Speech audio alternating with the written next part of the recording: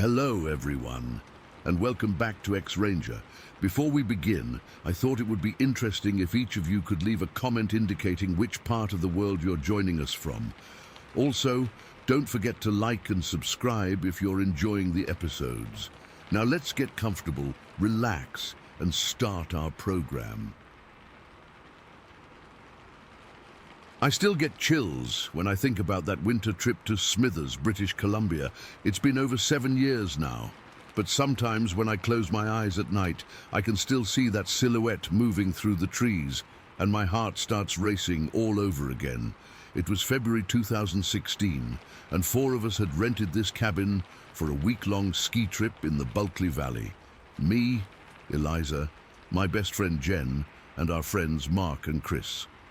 The cabin was exactly what you'd expect. Rustic, cozy, wood-burning stove, the works, but it was also incredibly isolated. We were about 20 minutes from town, at the very end of this winding back road that hadn't been properly plowed. Our SUV barely made it through in some spots. The isolation was part of the appeal, honestly. The cabin sat right at the edge of this dense forest with mountains in the distance. The first 2 days were perfect. We skied, drank hot chocolate spiked with Baileys, played cards, and just disconnected from everything.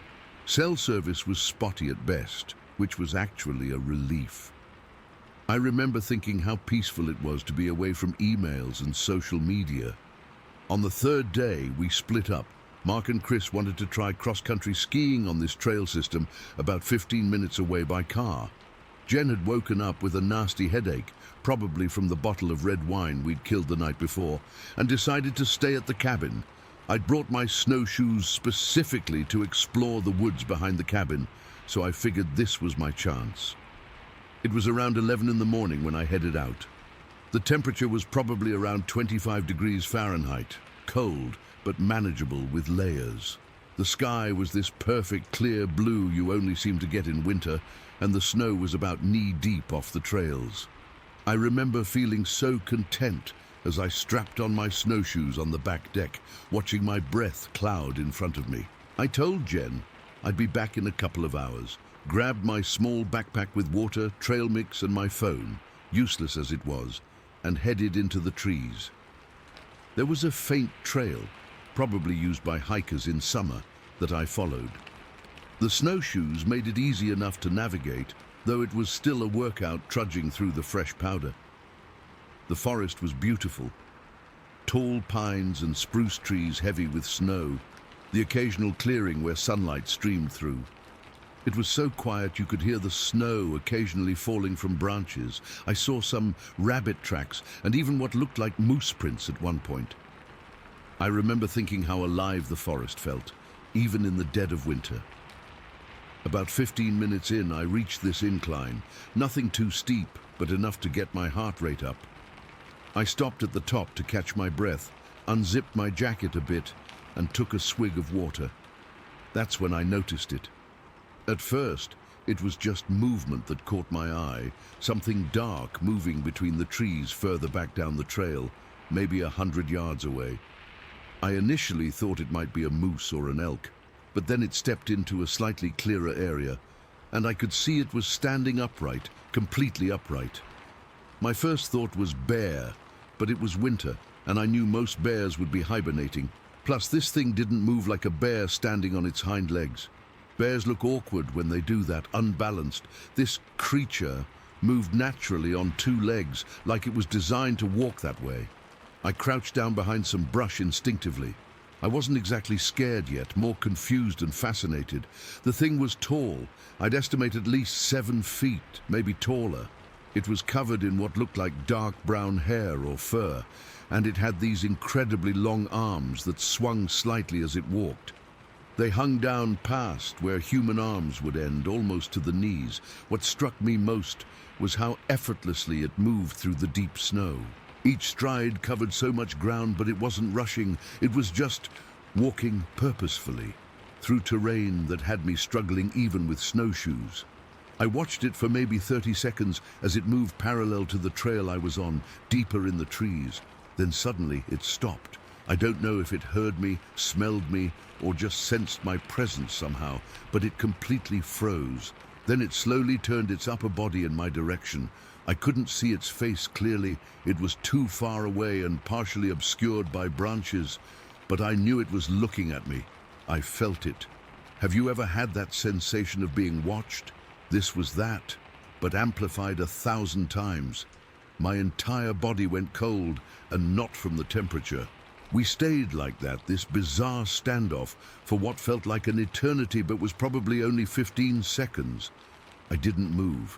I barely breathed. Then, without any sudden movements, it simply turned and walked deeper into the forest, disappearing among the trees. Once it was gone, I realized I'd been holding my breath. My hands were shaking so badly I dropped my water bottle in the snow. I didn't immediately run. I'm not sure why. Maybe I was processing what I'd seen, or maybe I was worried sudden movement would bring it back. I stayed crouched there for another minute or two, listening intently, but the forest had returned to its eerie silence. I debated what to do next. Part of me wanted to get the hell out of there, but another part was intensely curious. I hadn't felt threatened exactly. The creature hadn't charged at me or made any aggressive moves. It had just noticed me and then left. Eventually, my rational brain kicked in and I decided to head back to the cabin. I wasn't panicking, but I definitely moved quicker on the return journey, constantly glancing over my shoulder and stopping to listen every few minutes. When I got back, Jen was napping on the couch. I didn't wake her. I didn't tell her what I'd seen either. What would I even say? Hey, I just saw Bigfoot. It sounded ridiculous even in my head. Plus, I didn't want to freak her out when we still had 4 more days in this isolated cabin. I made some tea and sat by the window, staring out at the forest edge, replaying the encounter in my mind. I kept second-guessing myself. Maybe it was just a moose that looked weird from my angle, but no, moose don't walk upright. A bear? Again, wrong season, wrong movement. A person in a heavy coat? No way. It was too tall, too broad, and nobody would be out there dressed like that. By the time Jen woke up around 2 in the afternoon, I'd convinced myself I needed to go back, not to find the creature, but to look for evidence. Footprints, hair, anything that would confirm what I'd seen. "How was your hike?" Jen asked, rubbing sleep from her eyes. "Good," I said, trying to sound casual. "Beautiful out there. Actually, I was thinking of going out again. Want to join? The fresh air might help your headache." She agreed, and 30 minutes later, we were following the same trail I'd taken earlier. I was simultaneously hoping to and dreading finding evidence of the creature. We chatted as we walked, but I was distracted, constantly scanning the trees.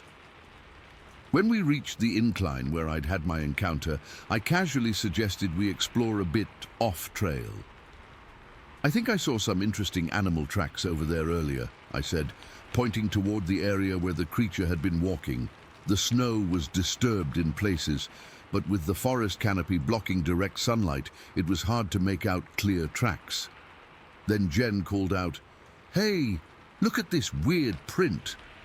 My stomach dropped as I made my way over to her. There, in a patch of snow where the trees thinned out slightly, was a single, unmistakable footprint. It was huge, easily twice the size of my boot, and showed distinct toes. It was also much deeper than our snowshoe prints, suggesting whatever made it was extremely heavy. "That's weird," Jen said, kneeling down to examine it. "Probably just melted in a funny way." But I knew better. The print was clear enough that I could see 5 toes. It wasn't a boot print or a snowshoe print. It wasn't a bear paw or moose hoof. It was a foot, a massive humanoid foot. "Yeah, probably," I agreed, not wanting to alarm her, but I took a quick photo with my phone while she was looking elsewhere. We finished our walk without incident, though I couldn't stop thinking about that footprint and what I'd seen earlier. That night, when Mark and Chris returned from their cross-country adventure, I considered telling them, but decided against it. They were the type to either completely dismiss it or want to go hunting for the monster immediately. Neither scenario appealed to me. For the rest of the trip, I didn't go snowshoeing alone again. I stuck with the others and tried to enjoy the remainder of our vacation, but I couldn't shake the feeling of being watched whenever we were outside. I found myself constantly glancing toward the tree line, expecting to see that dark figure standing there. When we finally packed up and headed home, I felt an overwhelming sense of relief. It wasn't until I was back in my own house with my husband that I finally told someone what I'd seen. "I need to tell you something, and it's going to sound crazy," I said that night as we were getting ready for bed. To his credit, he listened without interrupting as I described the creature, the footprint, everything. When I finished, he didn't laugh or dismiss it. Instead, he asked thoughtful questions and then pulled out his laptop. "Let's see if anyone else has seen something similar in that area," he said. That night, we fell down an internet rabbit hole of sightings and encounters in British Columbia. As it turns out, the Smithers and Tekla area has had numerous reports of similar creatures over the years. Some descriptions matched what I'd seen so exactly that it gave me goosebumps. Finding those other accounts was validating in a way I can't fully express. It meant I wasn't crazy, I hadn't imagined it or misidentified a known animal. Whatever I saw that day in the Bulkley Valley woods was real, and others had seen it too. 7 years later, I still think about that encounter regularly. I've never gone public with my story until now, partly because I was afraid of ridicule, and partly because the experience feels strangely personal. Like that moment when the creature and I looked at each other was some kind of connection I can't explain. I've returned to British Columbia many times since then. It's too beautiful to stay away, but I've never gone back to that specific area. Not out of fear exactly, but out of respect. Those woods belong to something else, something that was there long before us and will likely remain long after we're gone. And sometimes, late at night when I can't sleep, I find myself wondering if it remembers me too. Story 2. I still get a tight feeling in my chest when I think about that night in October 2014. It's been almost 10 years, but I can close my eyes and be right back there. The smell, the sounds, the feeling of being stalked. I've tried to explain it to people, tried to make sense of it myself, but some things just don't fit into the world we think we know. My buddy Chris and I had been planning this camping trip for months. We both grew up hunting and fishing around French Lick, Indiana, but we wanted to get away from the regular campgrounds and trails, go somewhere truly remote. Chris was always more hardcore about the outdoors than me. He'd been hunting since he was a kid, knew those woods better than most park rangers. That morning started normal enough. We loaded up Chris's truck with our gear. Tent, sleeping bags, cooler with beers and food. Chris's rifle, just in case we spotted some game or for protection, he'd said. The weather was perfect. That crisp fall air that makes your lungs feel clean. Leaves were turning, but hadn't all fallen yet. The kind of day that makes you glad to be alive. We drove about an hour from town, then parked at this unmarked pull-off Chris knew about. From there, we hiked for what must have been 4 or 5 hours, constantly moving deeper into the forest. I remember joking that if something happened to us out here, nobody would find our bodies for months. Chris laughed, but looking back, that joke sits different now. By late afternoon, we found a small clearing that seemed perfect, relatively flat, near a little stream for water, surrounded by dense trees, but with enough open sky to see stars later. We set up the tent, gathered firewood, and Chris showed me how to hang our food supply from a branch to keep animals away. Bears aren't really active here, he'd said, but raccoons will take everything if you're not careful. As the sun started setting, we got a fire going, cracked open some beers, and pulled out sandwiches we'd packed. Just two friends bullshitting about work, sports, girls, normal stuff. I remember checking my phone around 8:45, partly to check the time, partly hoping for a signal. There wasn't one. The fire was crackling, we were relaxed, everything felt right. That's when everything changed. The first indication was subtle. just a slight rustling in the underbrush, maybe 50 yards out. Chris noticed it before I did, his head turning toward the sound. We both went quiet, listening. "Probably just a deer," he whispered. But I could tell by his posture he wasn't convinced. Whatever it wasn't moving like a deer. The footfalls were heavier, more deliberate, and it wasn't moving away from us. It was moving around us, circling our little camp, while staying just beyond the reach of the firelight. "You hear that?" I asked, my voice lower than normal. Chris nodded, his eyes scanning the darkness. "Yeah. Sounds big." We sat there, frozen, as the thing continued its circuit around our camp. Step by step, breaking twigs, rustling leaves, not trying to be quiet, but not making unnecessary noise either. Just walking, pacing, watching. That's when the smell hit us. I've tried to describe it to people since, but words don't quite capture it. It was like rotting garbage mixed with this sickly sweet cologne, musky, sour, and completely unnatural. The kind of smell that makes your stomach turn. "What the hell is that?" I hissed, covering my nose with my shirt. Chris didn't answer. His eyes were locked on something at the edge of our camp, his rifle. He'd leaned it against a tree when we were setting up, and now it sat there, just outside the circle of light, exactly where whatever was out there had been walking. "I need to get my gun," he whispered, his voice tight. For what felt like hours, but was probably only 20 minutes, we sat there, listening to this thing circle us. Each time it completed a circuit, the smell would intensify, then fade, then return, like it was checking us out, getting our measure. Finally, Chris couldn't take it anymore. "I'm getting my rifle," he said, standing slowly. I watched him walk to the edge of the firelight, his movements careful, deliberate. When he reached for the gun, I swear the woods went completely silent. No insects, no wind, nothing. Just this heavy, waiting silence. As soon as his hand closed around the rifle, there was a crash of underbrush maybe 30 yards out, like something big had suddenly moved away. Chris practically ran back to the fire, rifle clutched to his chest, his face pale in the firelight. "Did you see it?" I asked. He shook his head. "No, but I heard it. That's no deer, Marcus. No bear either." We decided to put the fire out and get in the tent, hoping whatever it was would lose interest and move on.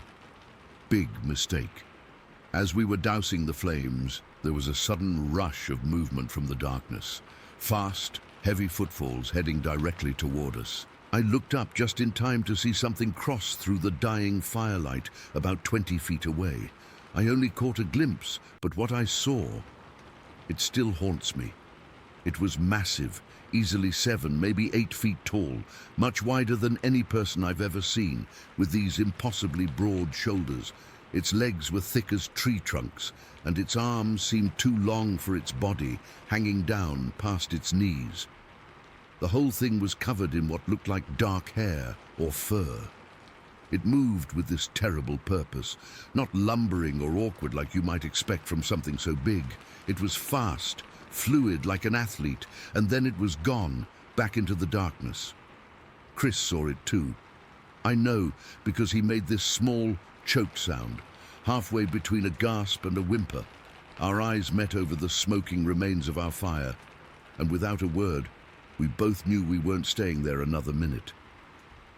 We grabbed only what we could stuff in our backpacks: sleeping bags, some food, water, flashlights. Left the tent, the cooler, most of our gear. Chris clutched his rifle like it was a lifeline. We started walking, not running, because somehow that felt more dangerous, like it might trigger a chase response, back the way we'd come. The problem was, in the dark, with just our flashlights, we couldn't find the exact trail we'd taken in. After about an hour of stumbling through underbrush, we hit a dirt road. Not the one we'd parked near, but at least it was something. That's when we realized it was still with us. I heard it first. Movement in the tree line parallel to the road, keeping pace with us exactly. Not hiding anymore, just following. "It's still there," I whispered to Chris, who nodded grimly, his knuckles white around his rifle. Then it started making noise, not roaring or screaming like you might expect from a wild animal. This was different.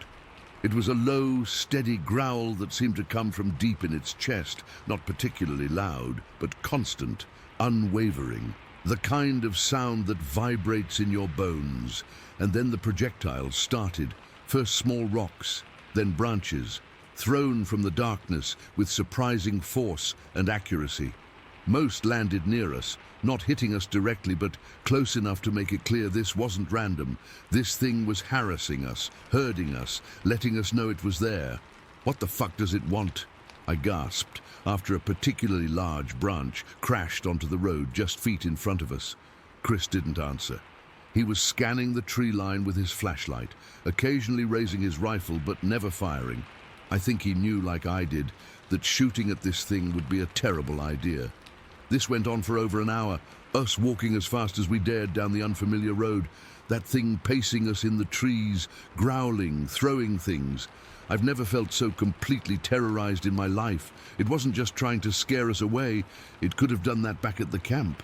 It was playing with us, toying with us. Around 2 in the morning, I nearly collapsed with relief when my phone suddenly buzzed. 1 bar of reception. With shaking hands, I called the only person I could think of, my cousin who lived about 30 miles away. "We need help," I said as soon as he answered, my voice cracking. "We're somewhere on a forest road outside French Lick. Something's following us.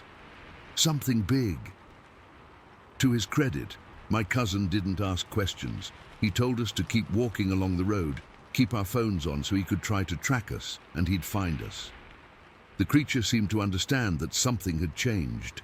The growling got louder, more agitated. The projectiles came more frequently, landing closer, but it still didn't come out onto the road, didn't show itself fully. When my cousin's truck finally appeared around a bend in the road, headlights cutting through the darkness, I thought I might cry from relief. We ran the last 100 yards, throwing ourselves into the truck bed as he slowed down. As we pulled away, I looked back at the forest edge. There, just at the tree line, standing partially behind a massive oak, was a huge, dark silhouette. Even from that distance, I could feel it watching us. Not just with curiosity, but with intelligence, with intent. We never went back for our gear. Chris never set foot in those woods again, gave up hunting entirely, sold his guns, won't even go camping at established campgrounds now. It took me years before I could walk a trail again, and even now I never go alone, never go far from populated areas. I've spent countless hours researching what we might have encountered. The closest description I can find is what people call Bigfoot, but that name seems almost trivial for what we experienced. This wasn't some shy forest creature that accidentally stumbled upon us. This was something territorial, something that saw us as intruders, or worse, as prey. To this day, I can't shake the feeling that it let us go, that at any point it could have come for us directly, but it chose not to. And somehow, that's the most terrifying part of all, knowing that somewhere in those Indiana woods, there's something watching, waiting, that doesn't belong in the world as we understand it. And sometimes, late at night, I still catch that smell, that horrible, musky, sour smell. And I have to check all my doors and windows, even though I live in the city now, hundreds of miles away from those woods, because deep down, I can't shake the feeling that someday it might come looking for me. Story 3: I've been hesitant to share this experience publicly. For years, I've debated whether to tell anyone beyond my husband and a few close friends, but I need to get this off my chest. Maybe someone out there has encountered something similar and can help me make sense of what's been happening on our property. My name is Vicky. In early 2013, my husband and I decided to leave Houston behind for a quieter life. City living had worn us down, the constant noise, traffic, and feeling of being packed in like sardines. We found a beautiful 5-acre property in Lee County, Texas, with a modest house surrounded by oak and pine trees. The previous owners had cleared about an acre around the house, but the rest remained wooded, with a small creek running through the back portion of the land. We brought our 6 dogs with us, 2 small indoor dogs and 4 larger outdoor dogs that had a fenced area but could roam the cleared property during the day. I remember feeling so at peace those first couple years. The night sky was magnificent without the city light pollution, and the silence was something I treasured after years of highway noise and sirens. That all changed in October of 2015.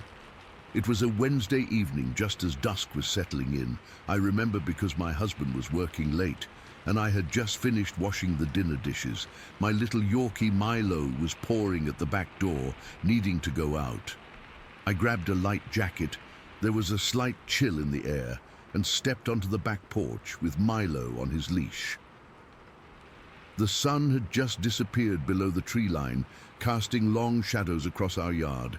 Milo was doing his business near a flower bed I'd planted that spring when I heard it, a sound that made my blood run cold. It started as a low moan, almost imperceptible at first. I thought maybe it was the wind, but there wasn't even a breeze that evening. The sound grew louder, a deep, guttural moaning that seemed to echo through the trees. It wasn't an animal sound I recognized, and I'd grown up in rural East Texas before moving to Houston. I knew what coyotes, wild hogs, and bobcats sounded like. This was different. Milo froze, his little body trembling. His ears were pinned back and he started backing toward the house, pulling on his leash. Our 4 outdoor dogs, 2 labs, a German shepherd, and a Catahoula mix, all started barking frantically near their kennels, facing the woods where the sound was coming from. The moaning grew louder, more urgent, almost like it was getting closer. There was something profoundly unnatural about it, not quite human, but not fully animal either. It resonated in a way that seemed to vibrate in my chest. I felt a primal fear wash over me. I yanked Milo's leash and practically ran back to the house, slamming and locking the door behind me. My hands were shaking so badly I could barely turn the deadbolt. I felt horrible leaving our outdoor dogs, but terror had taken over my rational thinking. I grabbed my husband's shotgun from the cabinet and spent the entire night sitting in our living room with all the lights on, jumping at every sound. When my husband got home around 11 that night, I was a mess. He checked outside, but didn't hear anything unusual. The outdoor dogs had calmed down by then, though they seemed unusually alert, all huddled together in one kennel instead of separated as they normally slept. The next morning, I checked our property thoroughly. The dogs seemed fine, if a bit on edge. There were no footprints, no disturbed areas, nothing to indicate what might have made that terrible sound. I started to question whether I had imagined it or blown some normal forest sound out of proportion. Life went back to normal, and I convinced myself it had been a one-time thing, maybe a wounded animal, or some weird acoustic phenomenon from the nearby highway. But I couldn't shake the memory of that sound and how it made me feel. 2 years passed without incident. Then, in October of 2017, it happened again. I was watching TV around 8 in the evening when our outdoor dogs started barking, not their normal alert barking, but frantic, terrified barking. Then I heard it again, that same horrifying moan from the woods. My husband heard it too this time, rushing to the window. The sound was louder than before, more prolonged, with a cadence almost like speech but unintelligible. What happened next convinced me this was no ordinary animal. Our outdoor dogs, including our German shepherd, who was protective to a fault, broke out of their partially open kennels, ran to our back door, and began scratching frantically to be let in. In the 4 years we'd had them on this property, they had never once tried to come inside the house. They were working dogs, used to being outdoors in all weather. My husband opened the door and they bolted inside, trembling and whining, trying to hide under our furniture despite their size. Even our tough-as-nails Catahoula was cowering behind our couch. The moaning continued for almost 20 minutes before fading away. We kept the dogs inside that night, and they refused to go back out until well after sunrise the next day. The following night, the same thing happened. The moaning started just after dark and continued intermittently for about half an hour. We kept the dogs inside from the start this time. After that second night, I started researching online. I typed in descriptions of the sound and eventually stumbled across something called the Ohio Howl, a famous recording in Bigfoot research circles. When I played that recording, chills ran down my spine. It was almost identical to what we'd heard, though what visited us had a deeper, more resonant quality to it. I've never been one for cryptid stories or conspiracy theories. I was raised Baptist and taught that such things were either hoaxes or misidentifications. But hearing that recording made me question everything I thought I knew. After those 2 nights in October 2017, things went quiet again. No more sounds, though I noticed our outdoor dogs became more vigilant, often staring into the woods and growling at nothing I could see. We installed security cameras, but they never caught anything unusual. My husband suggested it might have been a passing transient, maybe someone with mental health issues wandering the area, but that explanation didn't fit what we heard. Then came January 14th, 2020, a date I'll never forget. It was a chilly Tuesday evening, around 5:30. The sun sets early in January, and it was already getting dark. I was in the kitchen making chicken pot pie for dinner. Our kitchen has a large window that faces the backyard and the tree line about 200 feet away. I was rolling out pastry dough when movement caught my eye. At first, I thought it was a deer. We get them frequently at the edge of our property. But this was moving differently, more deliberately. I stopped what I was doing and focused on the figure. What I saw still haunts me. Standing at the edge of the woods was what I can only describe as a large, human-like figure. It was hard to make out details in the fading light, but I could see it was tall, at least 6 or 7 feet, with a broad upper body that tapered at the waist. What struck me most was the hair or fur covering it, slick and black, catching what little light remained in a way that made it look almost wet. I stood frozen, flour-covered hands gripping the counter. The figure seemed to be observing our house. It stood unnaturally still for several moments, then suddenly moved. It didn't run like a person. It took large, deliberate strides, what I can only describe as scissor-like movements, where its legs moved in exaggerated steps, but its upper body remained eerily stable. It covered ground with shocking speed, disappearing into the denser part of the woods in seconds. I called for my husband, my voice cracking. He grabbed his rifle and flashlight and went out to investigate while I locked the doors and checked on our dogs. The outdoor dogs were agitated again, pacing their kennels and whining. My husband found nothing but some overturned leaves and what might have been large indentations in the soft ground near the tree line. Nothing conclusive, nothing he could definitively say wasn't made by deer or wild hogs that roamed the area. But I know what I saw. It wasn't a person in a costume. The movements were too fluid, too natural for its body type, yet completely unnatural for a human. It wasn't a bear. We don't have them in this part of Texas, and the proportions were all wrong, and it definitely wasn't a deer or any other common wildlife. After seeing the figure, I started noticing other strange things around our property. Areas where the underbrush seemed trampled down in patterns that didn't make sense for deer trails.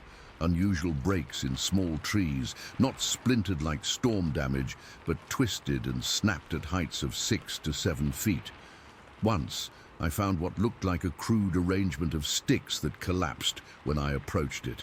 I also learned from a neighbor that campers at the nearby state park had reported having rocks thrown at them from the woods at night. The rangers had dismissed it as teenagers playing pranks, but now I'm not so sure. There's a large drainage pipe that runs under the county road about a quarter mile from our house. It's big enough for a person to stand in, and it connects to a creek system that runs through several properties, including the edge of ours. After heavy rains, I sometimes hear unusual echoing sounds coming from that direction. I can't help but wonder if whatever I saw is using that drainage system to move around the area undetected. Since that January evening, I haven't seen the figure again, but twice more we've heard the moaning sounds, always in October. It's like whatever this thing is has established some kind of pattern or territory that includes our property. I don't know what to do. We've invested everything we have in this place, and my husband thinks I'm overreacting.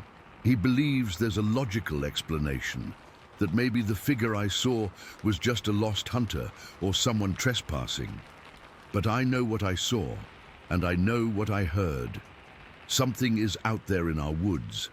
Something that walks upright but isn't human. Something that can terrify animals that aren't afraid of anything else. Something that watches our house. Every night when darkness falls, I find myself glancing out toward those woods, wondering if it's out there right now, watching and waiting. And every October I brace myself, wondering if this will be the year it decides to come closer. Story 4. I still get goosebumps thinking about that night back in the summer of 1998. I've spent the last 25 years trying to convince myself it was just some weird animal. But deep down, I know better. I had been living in my 22-foot travel trailer for about 8 months by then. It wasn't much, but it was home, parked in this beautiful wooded area outside Port Townsend, Washington. I'd moved there after a messy breakup and wanted to live simply for a while. The rent was cheap, the scenery was incredible, and I had enough privacy to play my music without bothering anyone. That night started like any other. I remember it was a Thursday, because I'd just gotten back from my shift at the recording studio in town, where I worked part-time. Being a trained vocalist and having worked in music technology for years, I spent most evenings tinkering with equipment or practicing. The night was unusually clear, one of those perfect Pacific Northwest summer evenings where you can actually see stars instead of clouds. It must have been around 11:30 when I first heard it. I was sitting at my tiny fold-down table, headphones half on while editing some tracks, when this sound cut through everything. Even through my headphones, I heard it. A deep, powerful bellowing that seemed to echo through the trees. It was so unexpected that I actually jumped, knocking my coffee onto my keyboard, which never fully recovered, by the way. I pulled my headphones off and froze, listening. Nothing. Just the normal night sounds, some distant frogs, the slight rustle of wind in the trees. I figured maybe it was just some weird echo from a car on the distant highway, or maybe someone's TV from one of the other properties scattered through the woods. Then it happened again. This time I heard it clearly. It was a bellow. There's no other way to describe it. Not a roar or a howl, but a deep, resonant bellow that seemed to hang in the air. It reminded me vaguely of elk bugling, which I'd heard plenty of times hiking through the Olympics, but this was different, much deeper, with a vocal quality to it that made the hair on my arms stand up. I'm not someone who scares easily. I've been camping and hiking throughout the Olympic Peninsula since I was a kid. I've encountered bears, cougars, you name it. But something about this sound hit some primal part of my brain. It wasn't threatening exactly, but it definitely wasn't anything I recognized. I got up and went to my trailer door, hesitating for a second before stepping out onto my small wooden porch. The night was dead still, not even a breeze. Just that incredible canopy of stars overhead and the dark silhouettes of the towering firs surrounding my clearing. I stood there, listening for maybe 5 minutes, straining to hear anything unusual. Just as I was about to go back inside, convincing myself I'd imagined it, the sound came again. Holy shit! It was coming from up the dirt road that led deeper into the woods, maybe a quarter mile away. And now that I was outside, I could really hear it clearly. This is where my music background kicked in. I've studied vocal production for years, both human and synthesized. I can usually break down sounds and understand how they're being produced. This bellow had weight to it, the kind that only comes from a massive chest cavity and powerful lungs.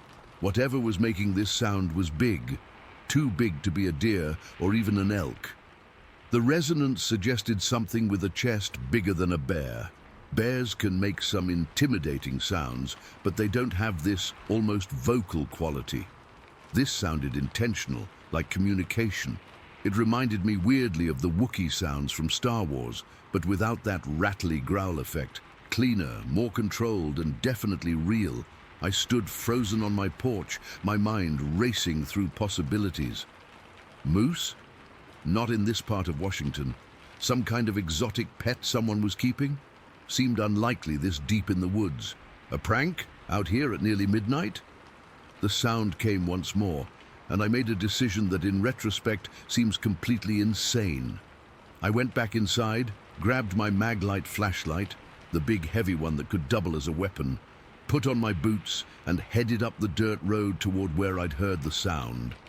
Looking back, I can't believe I did that, but curiosity has always been my downfall, and I had to know what could make a sound like that. The dirt road was rough and full of potholes, winding through dense forest for about a mile before connecting to a slightly larger gravel road. My property backed up to what locals called the Greenbelt, a stretch of largely undeveloped forest that runs unbroken from Port Townsend all the way to Olympic National Park. It's essentially a wildlife corridor that spans miles and miles of wilderness. I walked slowly, sweeping my flashlight from side to side, listening intently. The forest was unnaturally quiet now. No frogs, no nightbirds, nothing, just the crunch of my boots on the dirt and my own breathing, which I was trying to keep steady and quiet. About a quarter-mile up the road, I stopped. I felt watched. You know that feeling when the skin between your shoulder blades starts to crawl, like someone's standing right behind you? It was overwhelming. I swept my flashlight around in a complete circle, seeing nothing but trees, ferns, and the rough dirt road stretching ahead and behind me. I called out, "Another stupid move. Hello? Is someone there?" My voice sounded small and ridiculous in the vast silence. No response, but the feeling of being observed intensified. I started walking again, moving a bit faster now, still heading toward where I thought the sound had originated. The road curved ahead, and as I rounded the bend, my flashlight caught something on the ground. Footprints, at least they looked like footprints, depressions in the soft dirt of the road. But they were off. Too big, too wide, and spaced further apart than normal human strides. The light from my flashlight wasn't great for making out details, but they seemed to cross the road diagonally, heading into the dense underbrush. I knelt down to look closer, my heart pounding so hard I could feel it in my throat. The impression was huge, easily 15 inches long. The front was wider than the heel, almost like a very large bare human foot, but the proportions weren't quite right. The soil was dry, so there wasn't much detail. Just these large depressions crossing the road. As I was examining them, I heard a crash in the underbrush to my right, the direction the tracks were heading. It wasn't subtle. It sounded like something very large moving through the dense ferns and salal bushes. I stood up so fast I almost fell over backward, pointing my flashlight toward the sound. The beam disappeared into the wall of vegetation, illuminating nothing but leaves and branches, but the crashing continued, moving away from me at a pace that seemed too fast for something really big.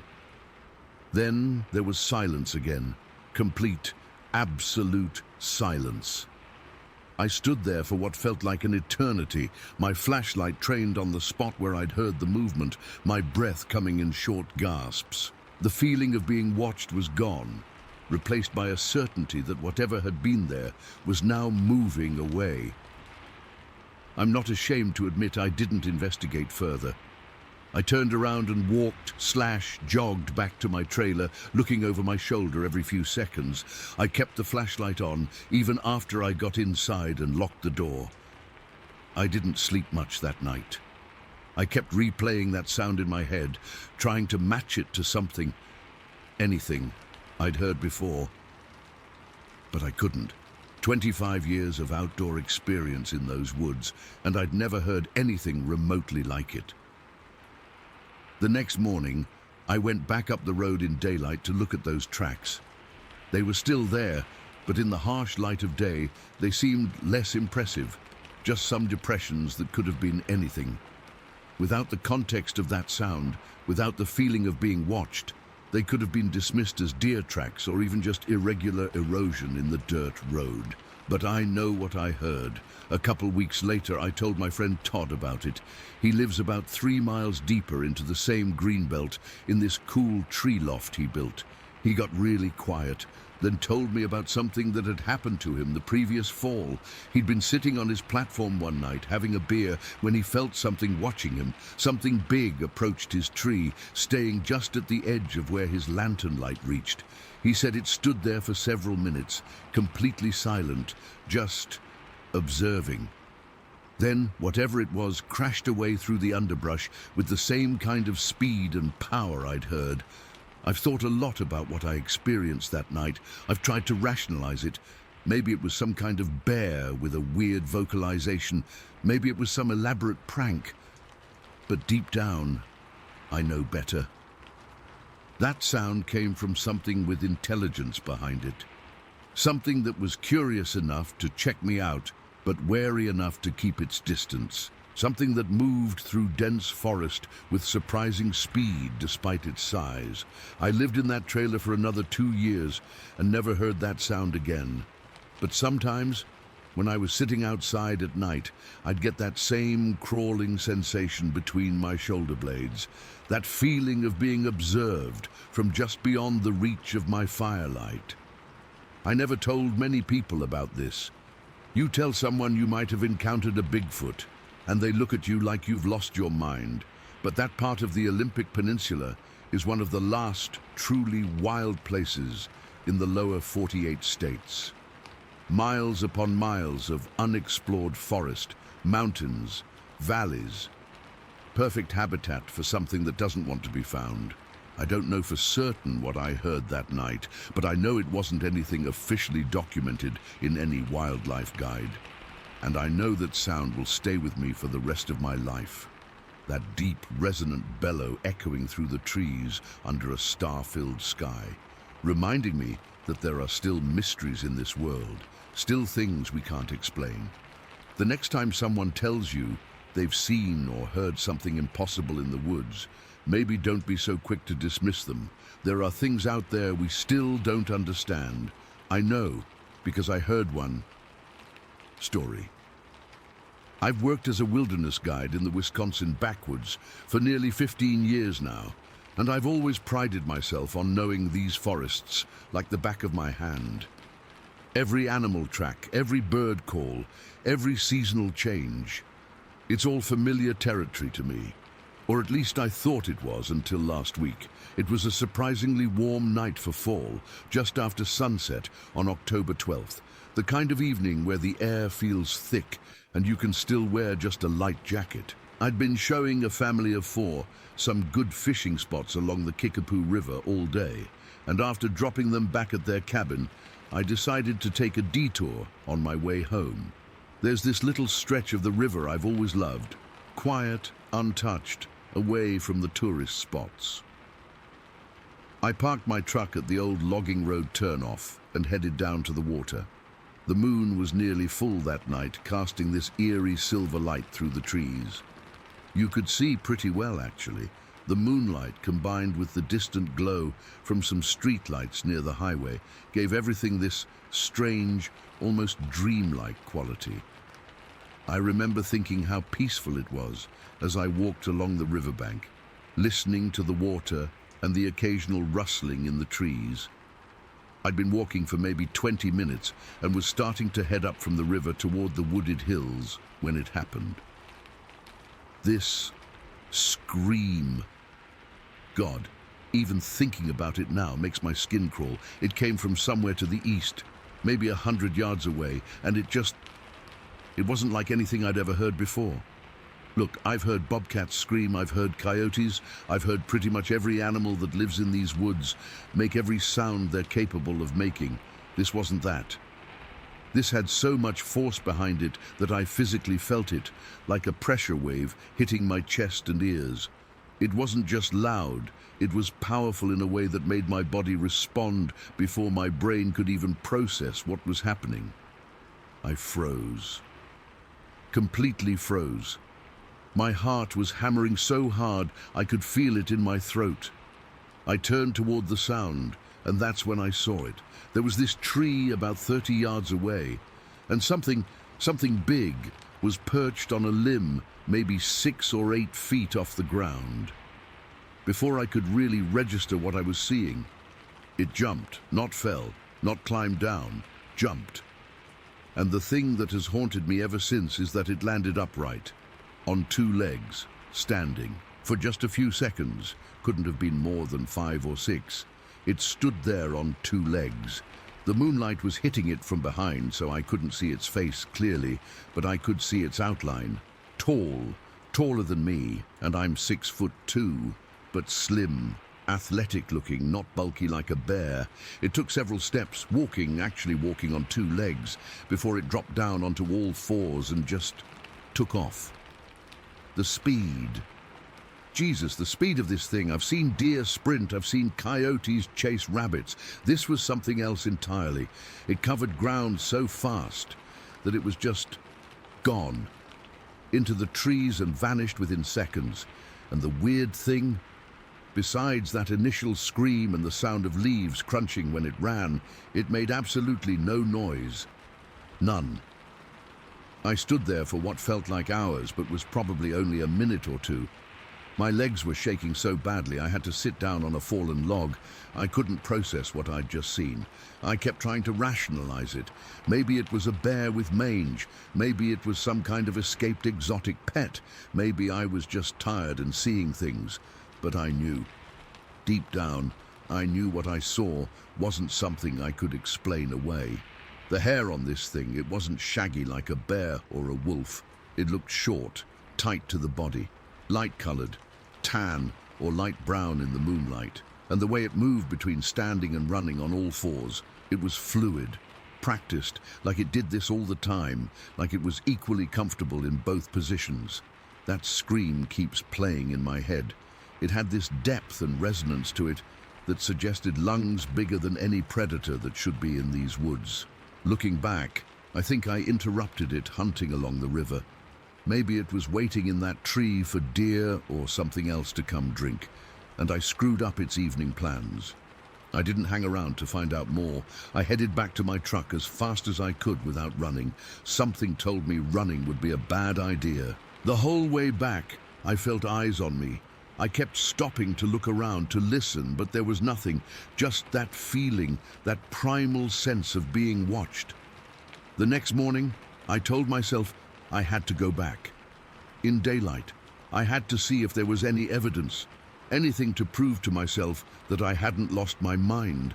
I parked in the same spot and followed my path from the night before. The area looked so different in daylight, just normal woods, normal river, nothing menacing about it. I found the tree pretty easily, a big old oak with a thick horizontal branch about 8 feet up. Under it, the leaves were scuffed and disturbed in a way that was different from the surrounding ground, like something heavy had landed there.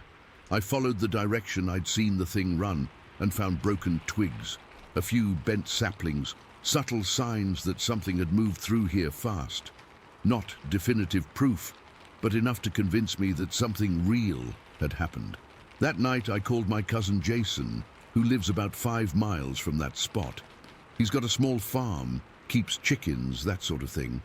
I didn't tell him what I'd seen, just asked if he'd noticed anything unusual lately. He got quiet for a minute, then said he'd seen something crossing his back field 3 nights ago, something walking upright that dropped to all 4s when it reached the tree line. He described the same light-colored hair, the same incredible speed. Said he thought at first it was a coyote, but coyotes don't walk on 2 legs, do they? That conversation sealed it for me. I wasn't crazy. I wasn't seeing things. Whatever this was, it was real. And it wasn't just passing through. It was living in the area. I've been a hunter and woodsman all my life. I know every animal that's supposed to be in these forests. This wasn't one of them. The height, the speed, the silence, the power, especially that ability to jump from a tree, land upright, and then transition to running on all fours, it all points to one thing, as crazy as it sounds. I think I saw a Bigfoot along the Kickapoo River, but not the kind you see in those blurry photos or hear about in campfire stories, not some massive, lumbering ape-man. This was something more athletic, more agile, almost predatory in its movements. And that scream, I still can't shake that scream. I've gone back to work, taking tourists fishing and hiking, but everything feels different now. I'm constantly scanning the trees, jumping at sounds, keeping one hand near the knife on my belt. I've worked these woods for 15 years, and suddenly I feel like a stranger in them. Last night was the worst. I was at home. I live in a small cabin about 3 miles from where the sighting happened. Around midnight, my dog Bruno started going crazy, barking and growling at the back door. Bruno's a German shepherd, not easily spooked. I grabbed my shotgun and turned on the outside lights. Nothing was there, at least nothing I could see, but Bruno wouldn't settle down. He kept pacing between the back door and my bedroom window, hackles raised, making this low, threatening growl I've never heard from him before. I checked all the doors and windows, made sure everything was locked, and sat up with the shotgun across my lap until dawn. As the sky started to lighten, I heard it again. That scream. Fainter this time, like it was coming from the edge of the woods behind my property, maybe a quarter mile away. Bruno went absolutely ballistic, throwing himself against the door so hard I thought he'd break it down. When full daylight came, I went outside to check around the cabin. The ground was damp from overnight dew, and there they were, tracks. Not clear prints, just depressions in the soft earth, leading from the woods to about 20 yards from my back door, then circling around to the side of the cabin where my bedroom window is located. Like something had come to check out my home. To check out me, the tracks were strange. Some looked almost human-like, but larger, while others were more elongated, like it had been moving on all fours. They disappeared back into the woods. I'm writing this now because I don't know what else to do. I can't go to the police. What would I tell them? That Bigfoot is stalking me. They'd think I was drunk or crazy. My friends would laugh it off. The tourists would think it was just a story I made up to make their trips more exciting. But I know what I saw, I know what I heard, and I'm increasingly convinced that it knows me now too. That by interrupting its hunt that night, I somehow got on its radar. Like it's curious about me. I'm sleeping with my shotgun by my bed and Bruno in my room with the door closed. I've installed more outdoor lights and a motion sensor, but I can't shake this feeling that it's just a matter of time before it decides to take a closer look at me. Before it decides to do more than just watch from the trees. The woods have always been my home, my sanctuary. Now they feel like someone else's territory that I'm trespassing on. And the worst part? That feeling I mentioned earlier, of being watched, it hasn't gone away. Even now, sitting in my cabin with the doors locked and the lights on, I can feel eyes on me, waiting, watching, planning. Whatever I saw by the Kickapoo that night, I think it followed me home. Story 6. I've never been good at telling this story. It happened when I was 10, and even now, 20 years later, I still get goosebumps thinking about it. Most people don't believe me. That's fine. I wouldn't believe me either if I hadn't been there. It was the summer of 2003, and my family was camping in the Strawberry Mountains in eastern Oregon. These mountains aren't like the popular camping spots where you're practically sharing a tent wall with strangers. They're remote, wild. The kind of place where cell phones don't work and the nearest town is an hour's drive away. My parents had been taking us there since before I could walk. My dad knew a spot near a natural spring that fed into a small stream, perfect for catching frogs and exploring.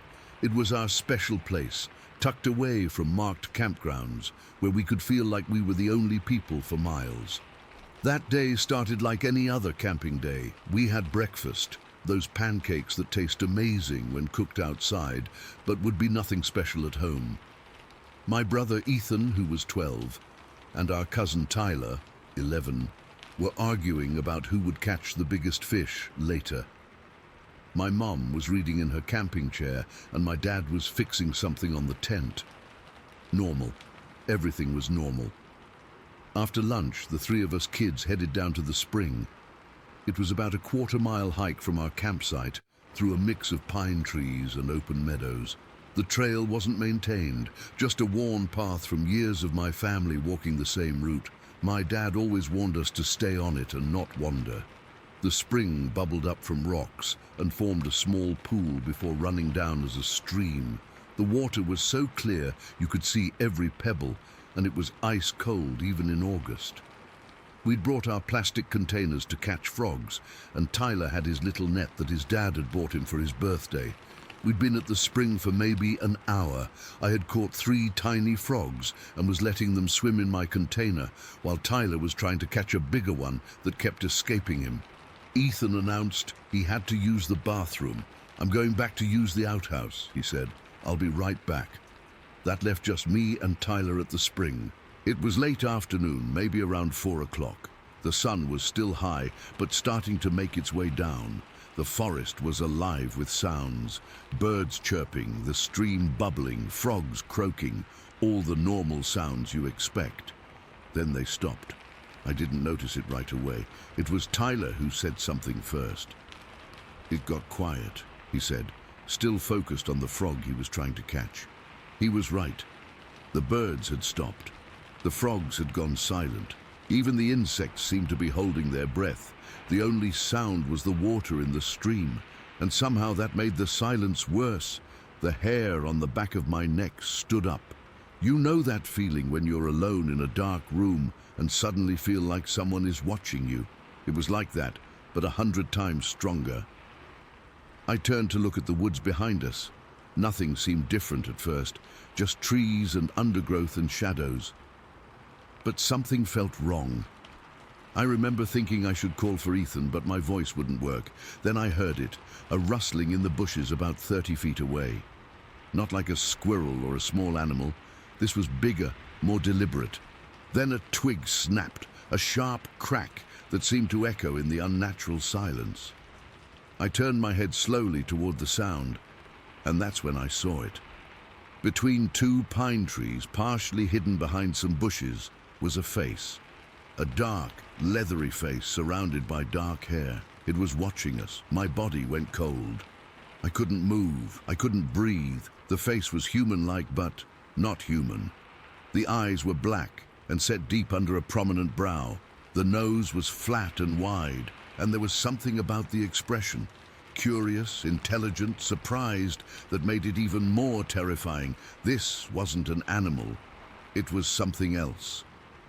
As I stared, frozen, it shifted its position. It moved sideways a bit, and I could see more of it. It was standing upright behind the trees. I could see its upper body, massive shoulders covered in dark brown or black hair. It had a small head compared to its body, with barely any neck. It was huge, at least 7 feet tall, maybe more. We stared at each other for what felt like forever, but was probably only seconds. It seemed as surprised to see us as we were to see it. There was this moment of recognition, I guess, like we both knew we were seeing something we shouldn't be seeing. "Jamie?" Tyler's voice broke the spell. "What are you looking at?" I couldn't answer. My mouth opened, but nothing came out. I just pointed. Tyler looked, but by then the creature had stepped back, partially hidden by the trees again. I don't think he saw it clearly, but he saw enough of something to know something was there. "Is that a bear?" His voice was high with fear. That broke my paralysis. "We need to go," I whispered. "Now." I grabbed his arm and pulled him up. He dropped his net in the water. But my net... "Leave it," I hissed, not taking my eyes off the spot where the creature was. It was still there, watching. I could feel its eyes on us. We backed away slowly at first, and then Tyler tugged my arm. "Let's run," he said.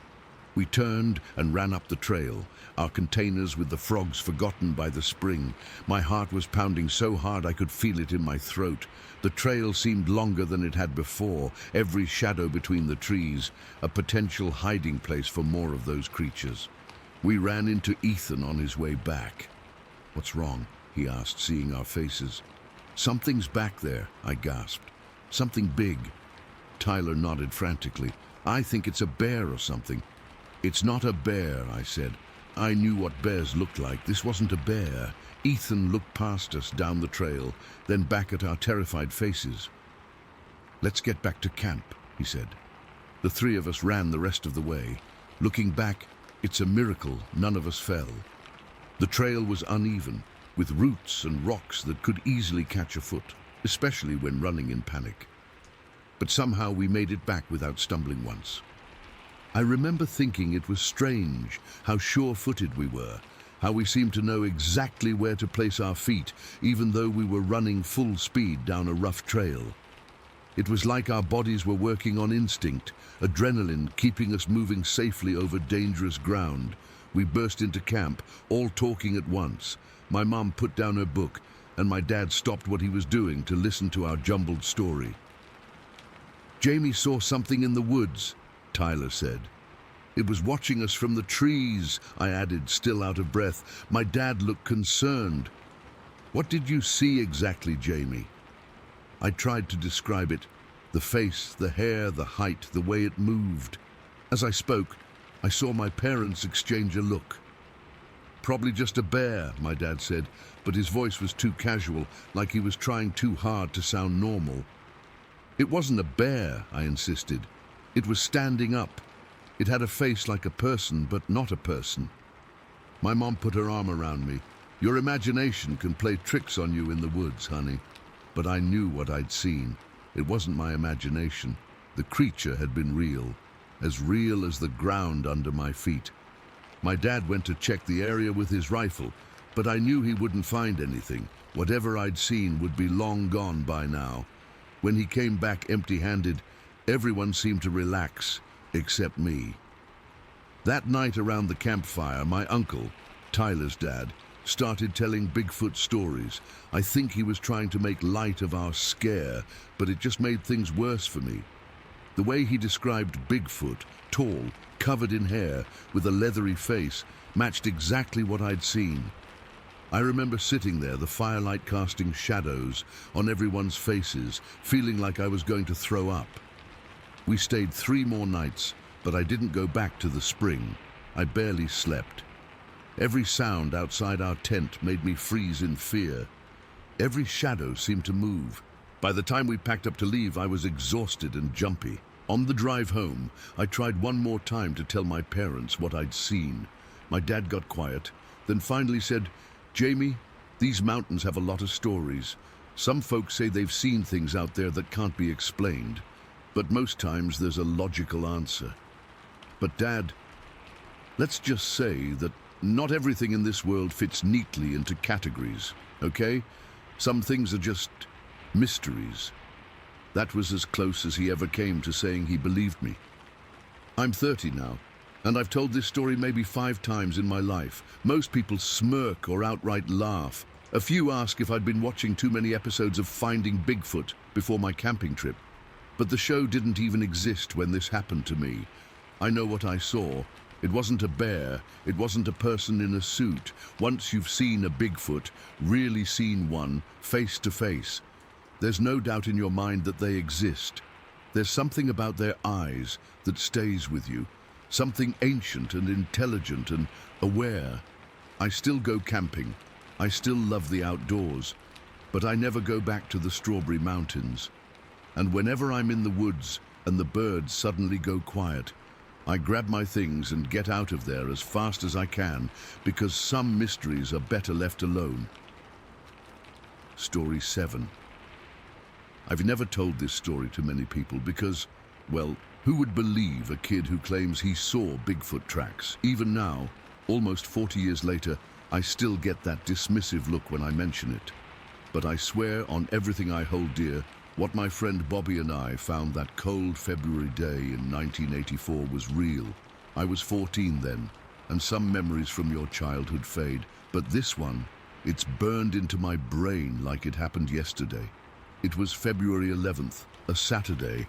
I remember because it was the weekend before Valentine's Day, and I was stressing about whether to buy a card for Jenny Williams from my class. The weather had warmed up a bit, still cold as hell by normal standards, but for Michigan in February, it felt almost balmy at maybe 25 degrees. The snow had that crusty top layer where you could sometimes walk on it without breaking through. Me, Bobby, and 3 other kids from the neighborhood, Craig, Tim, and Steve, decided to head to the old junkyard in Grand Traverse County where we lived. This wasn't some remote place out in the middle of nowhere. That's what makes this whole thing even weirder. The junkyard was basically surrounded by civilization, houses on one side, woods to the west, an old railroad track to the north that nobody ever used anymore, Riley Road to the south, and this thick, nasty swamp to the east.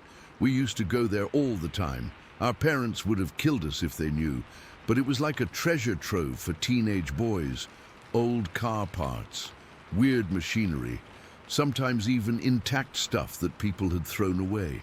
We'd spend hours there, especially on weekends. That day started normal enough. We were picking through piles of junk, throwing stuff at each other, just being dumb kids. Craig found an old radio that still had some batteries in it, but it only played static.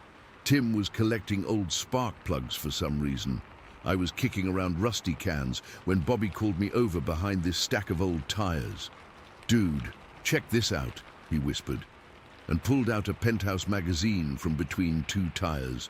It was damp and gross around the edges, but intact enough to be interesting to 14-year-old boys.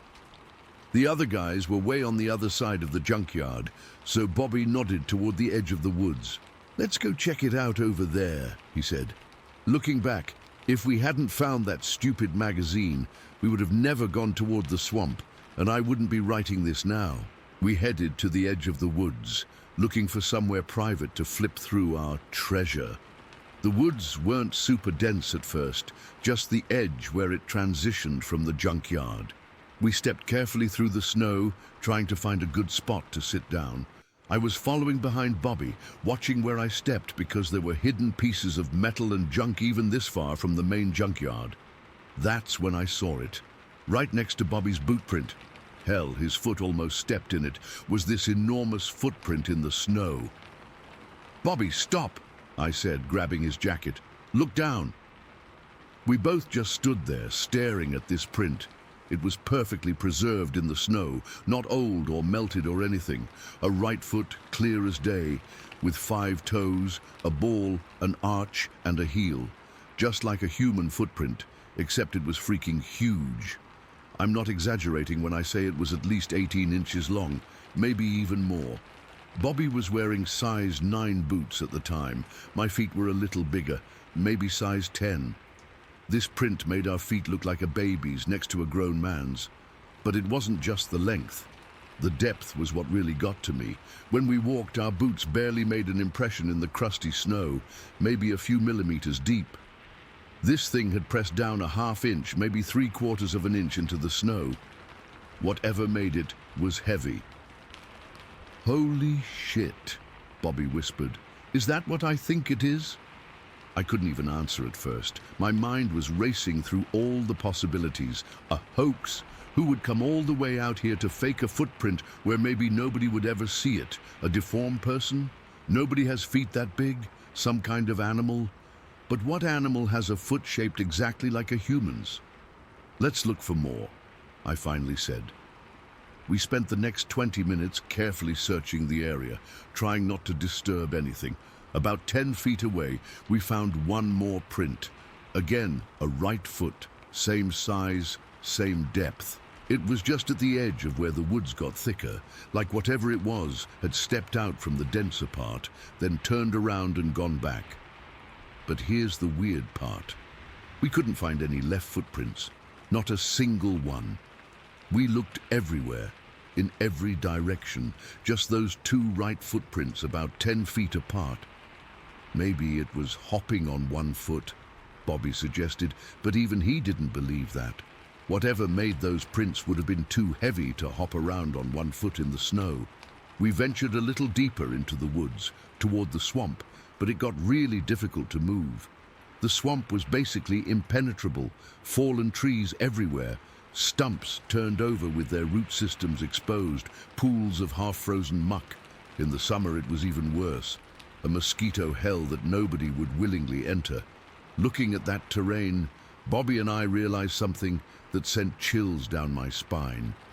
Whatever made those tracks had to have come from the swamp, and to navigate through that mess, it either had to be really tiny to fit between everything, which obviously it wasn't given the size of the footprints, or it had to be tall enough to step over all the obstacles. How tall would something have to be to make prints that big? Bobby asked, his voice cracking a little. I did some quick math in my head. If my size 10 shoes were on a 5'9" teenager, then footprints almost twice that size would belong to something 9 feet tall, maybe taller, and strong, really strong. To move through that swamp without leaving a path of destruction, to barely sink into that snow despite its obvious weight. The forgotten penthouse was stuffed into Bobby's jacket pocket now, completely unimportant. We went back to the others, who were still digging through junk piles, completely oblivious. Guys, you gotta see this, I said, trying to keep my voice steady.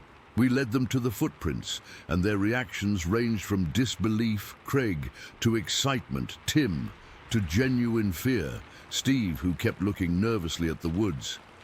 Bigfoot, Tim said immediately, has to be. That's bullshit, Craig said, but he didn't sound convinced. Someone's playing a prank.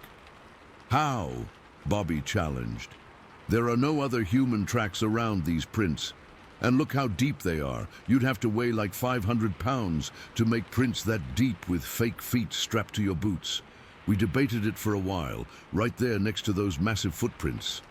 Eventually, we all agreed on one thing. We wouldn't tell any adults. They wouldn't believe us anyway, and we'd probably get in trouble for being at the junkyard. Of course, that resolution lasted about 6 hours. By dinner that night, I was bursting to tell someone. I told my parents over pot roast, expecting, I don't know, amazement, concern. What I got was my dad chuckling and my mom giving me that oh honey look. Mark, you boys and your imaginations, my mom said. I bet it was just some melted snow that happened to look like a footprint. It had toes, Mom, 5 distinct toes, and an arch. My dad sipped his coffee. Probably some high school kids messing around, making fake Bigfoot prints to scare little kids. But Dad, there were no other tracks around it. How would someone make those prints without leaving their own? He just shrugged. Maybe they used long sticks to reach out, or maybe they came another time when the snow was different.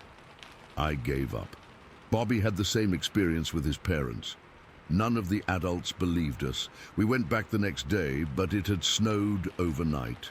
Not much, but enough to fill in and blur the prints. By Monday, they were completely gone. For weeks afterward, I had trouble sleeping.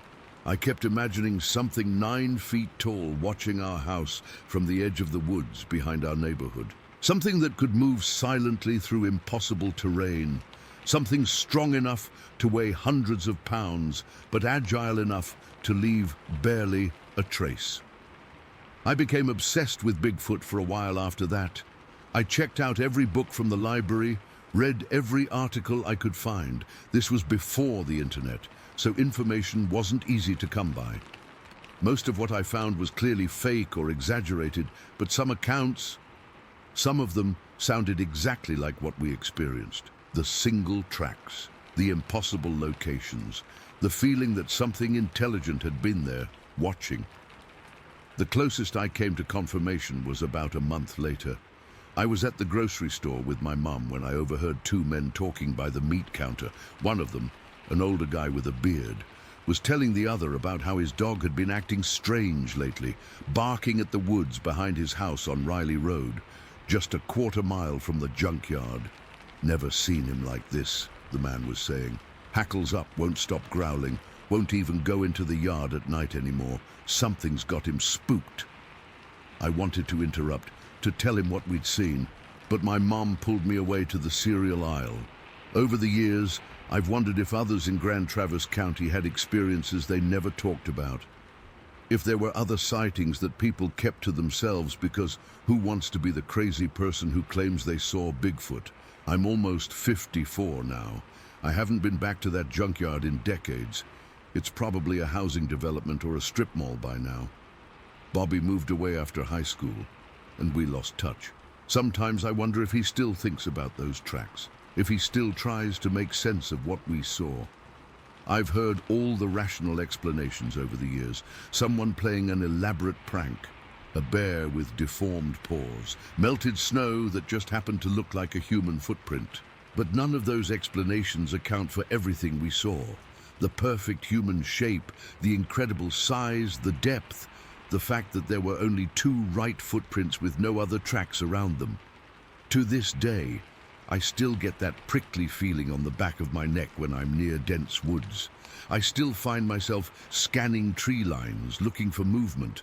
And sometimes, when I'm alone and it's quiet, I wonder, what if it saw us that day? What if, while we were staring at its footprints, trying to make sense of what we were seeing, it was watching us from the swamp, perfectly still, perfectly silent? I don't know what made those tracks, but I know what I saw, and no matter how many people don't believe me, no matter how many rational explanations are offered, nothing will ever convince me that what Bobby and I found in the snow that February day was anything but extraordinary. Something walked out of that swamp, something big, something that shouldn't exist, and then it vanished, leaving nothing but 2 perfect footprints in the snow and a lifetime of questions I'll never be able to answer. Story 8. I still can't explain what happened that night in January of 2019. I live in Pinewood Valley, in a house that backs up to about 80 acres of dense forest. I've always loved the privacy and the views, especially when it snows and everything gets that perfect blanket of white. At least I used to love it. Now I'm not so sure. My son was 9 at the time, and we had this Irish wolfhound named Finnegan, biggest sweetheart you could imagine, about 140 pounds of pure, gentle giant. He's always been the calmest dog I've ever owned, hardly ever barks, and nothing really seemed to bother him until that night. It was around 2:45 in the morning when Finn started whining at my bedroom door. He's got a pretty strict bathroom schedule, and I was used to his middle-of-the-night bathroom breaks, especially in winter when he seems to need to go out more often. I was half asleep when I grabbed my robe and slippers, not bothering to change out of my pajamas. It was freezing, like -10 degrees, but I figured we'd be out for just a minute. The moonlight was really bright that night, reflecting off all the snow. We'd gotten about 8 inches a few days before, and everything was still pristine white. Our backyard is pretty big, maybe an acre before it hits the tree line, and I could see all the way to the forest edge. I remember thinking how beautiful it looked, all silvery and still. Finn trotted a few yards into the yard to do his business while I stood on the back porch, hugging myself against the cold. I should have grabbed a proper coat. My breath was making these little clouds in front of my face, and my nose already felt numb. I was just about to call Finn to hurry up when I noticed he had stopped moving. He was standing completely rigid about 15 yards from the porch, facing the tree line. His ears were perked forward, and his tail was stiff. Not wagging, not tucked, just frozen. I called his name, but he didn't respond at all, which was weird because he always comes when called. Then I heard it, this low, rumbling growl starting deep in his chest. I'd never heard him make a sound like that before. Not playing with other dogs, not when the mail carrier came, never. It wasn't aggressive exactly, more terrified. I called his name again, louder this time, suddenly feeling very exposed, standing there in the open. That's when he spun around so fast I barely saw it happen. He bolted toward me with this desperate energy, and before I could move, he was shoving past me toward the door with so much force I nearly fell on the icy porch. My hip slammed against the railing as I caught myself, and I swear I felt something crack in my hand where I gripped the wood. I scrambled after him, my heart suddenly pounding. The way he moved wasn't normal, not excited, not playful. He was terrified. I'd never seen a 140-pound dog move that fast in my life. When I got inside, he was standing in the entry hall, hackles raised all along his spine, staring at the door like he expected something to burst through it any second. I locked the door, all 3 locks, and tried to calm him down, but he wouldn't budge.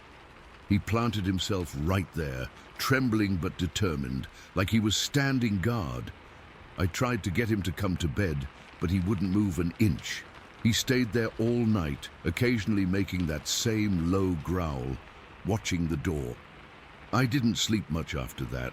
I kept thinking I heard noises outside, not distinct enough to identify, just something moving around. Heavy steps in snow, maybe branches breaking. I told myself it was probably just deer, or the wind, or the house settling in the cold. But I couldn't shake the feeling that something was out there, watching. Morning came, and I was exhausted. My son had school, so I got him up and ready like normal, trying not to show how rattled I was. Finn had finally relaxed a bit once the sun came up, though he kept glancing at the back door. I told my son that Finn wasn't feeling well and to just let him rest today. After I drove him to school, I came back determined to figure out what had spooked my dog so badly. I bundled up properly this time, heavy coat, boots, gloves, and went out the back door. The morning was bright and still, everything covered in that perfect white snow. It looked so normal and peaceful that I almost felt silly for being so scared during the night. Then I saw them, tracks in the snow, starting at the tree line and moving into our yard. At first, I thought maybe a bear, but they were all wrong for that. They were huge, easily 15 inches long, and spaced about 4 feet apart. The stride length alone told me this was something tall, really tall. But the thing that made my stomach drop was the pattern. They weren't like any animal tracks I'd ever seen. They were bipedal 2 feet, walking. I followed them with my eyes. They came straight from the woods, across the yard to a spot maybe 20 feet from where Finn had frozen the night before. Then they circled around, moving along the perimeter of the yard toward the side of the house. There was an area near my bedroom window where the snow was disturbed in a larger patch, like something had stood there for a while, looking in. My hands were shaking as I pulled out my phone to take pictures. I walked the entire trail, documenting everything. The depth of the prints suggested something heavy, way heavier than a person. Some of the prints showed what looked like toes, not claws, not hooves, spread wide like they were gripping the snow. I took a video too, narrating what I was seeing, trying to keep my voice steady. I'm not one to jump to conclusions, but these weren't normal tracks, not a bear, not a moose, not anything I could identify. And I've lived in these woods my whole life. I know what animal tracks look like. I called my friend Marcus, who works as a park ranger about an hour away.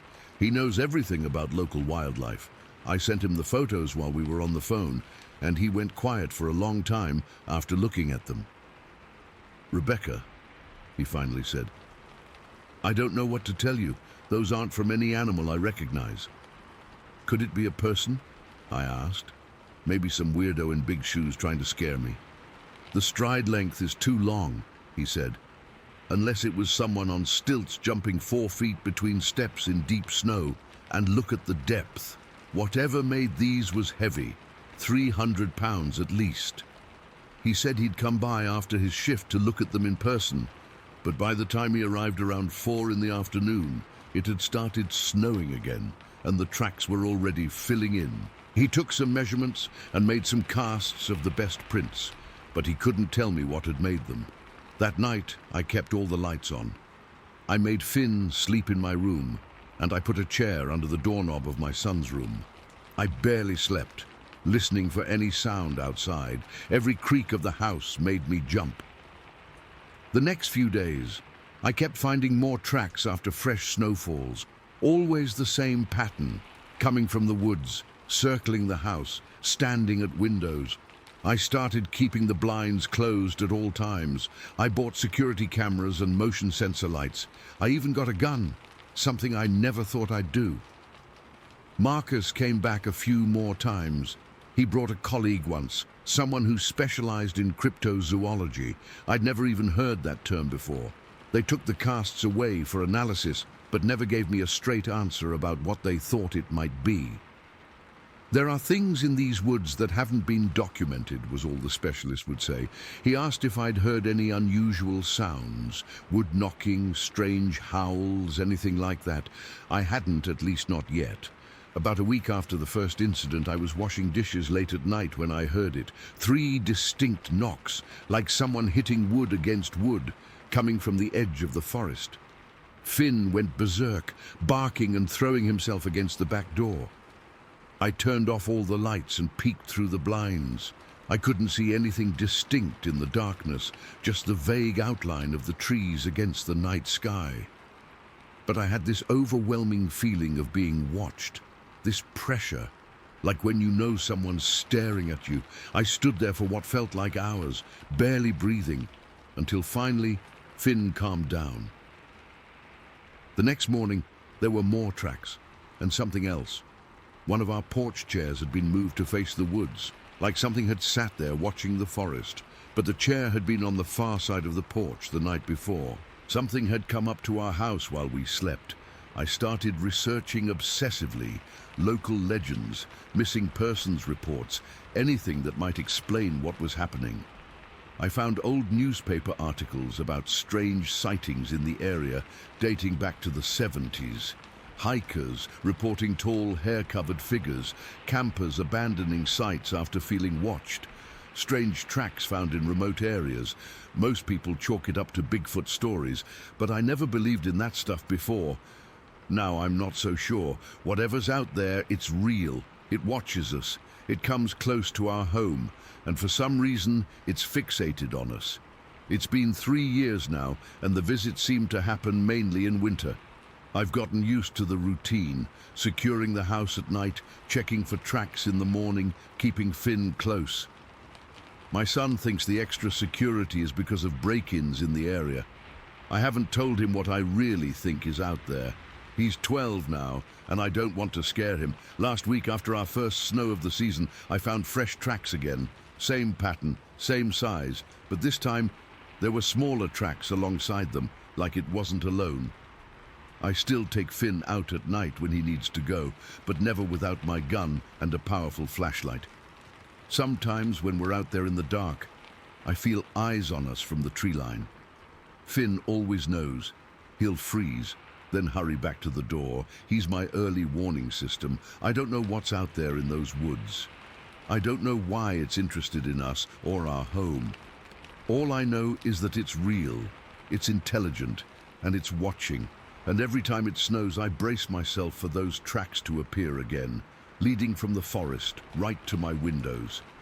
I haven't moved because, honestly, where would I go? If these things are real, they're probably everywhere in remote areas. At least here, I know its patterns. I know what to expect most of the time.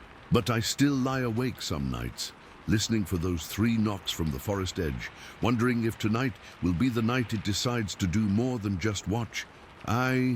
Story 9. I've kept this story to myself for almost 10 years now, not because I didn't think anyone would believe me, though that's part of it, but because just thinking about it brings back this cold, empty feeling in my stomach that I can't shake, but I need to get this off my chest. It was August 2014. My buddies Mike, Connor and I had been planning this camping trip for weeks. We were all in our late 20s, worked regular jobs, and needed to blow off some steam. We'd been camping dozens of times before. We weren't amateurs. We'd hiked all over Missouri and spent countless nights under the stars. We decided on Mark Twain National Forest near Bunker. It's a massive place with tons of secluded spots, and we specifically wanted to get away from the designated camping areas and other people. We found this perfect little clearing about 3 miles from the nearest main trail. It was surrounded by thick woods, with this small stream about 50 yards away that provided perfect white noise for sleeping.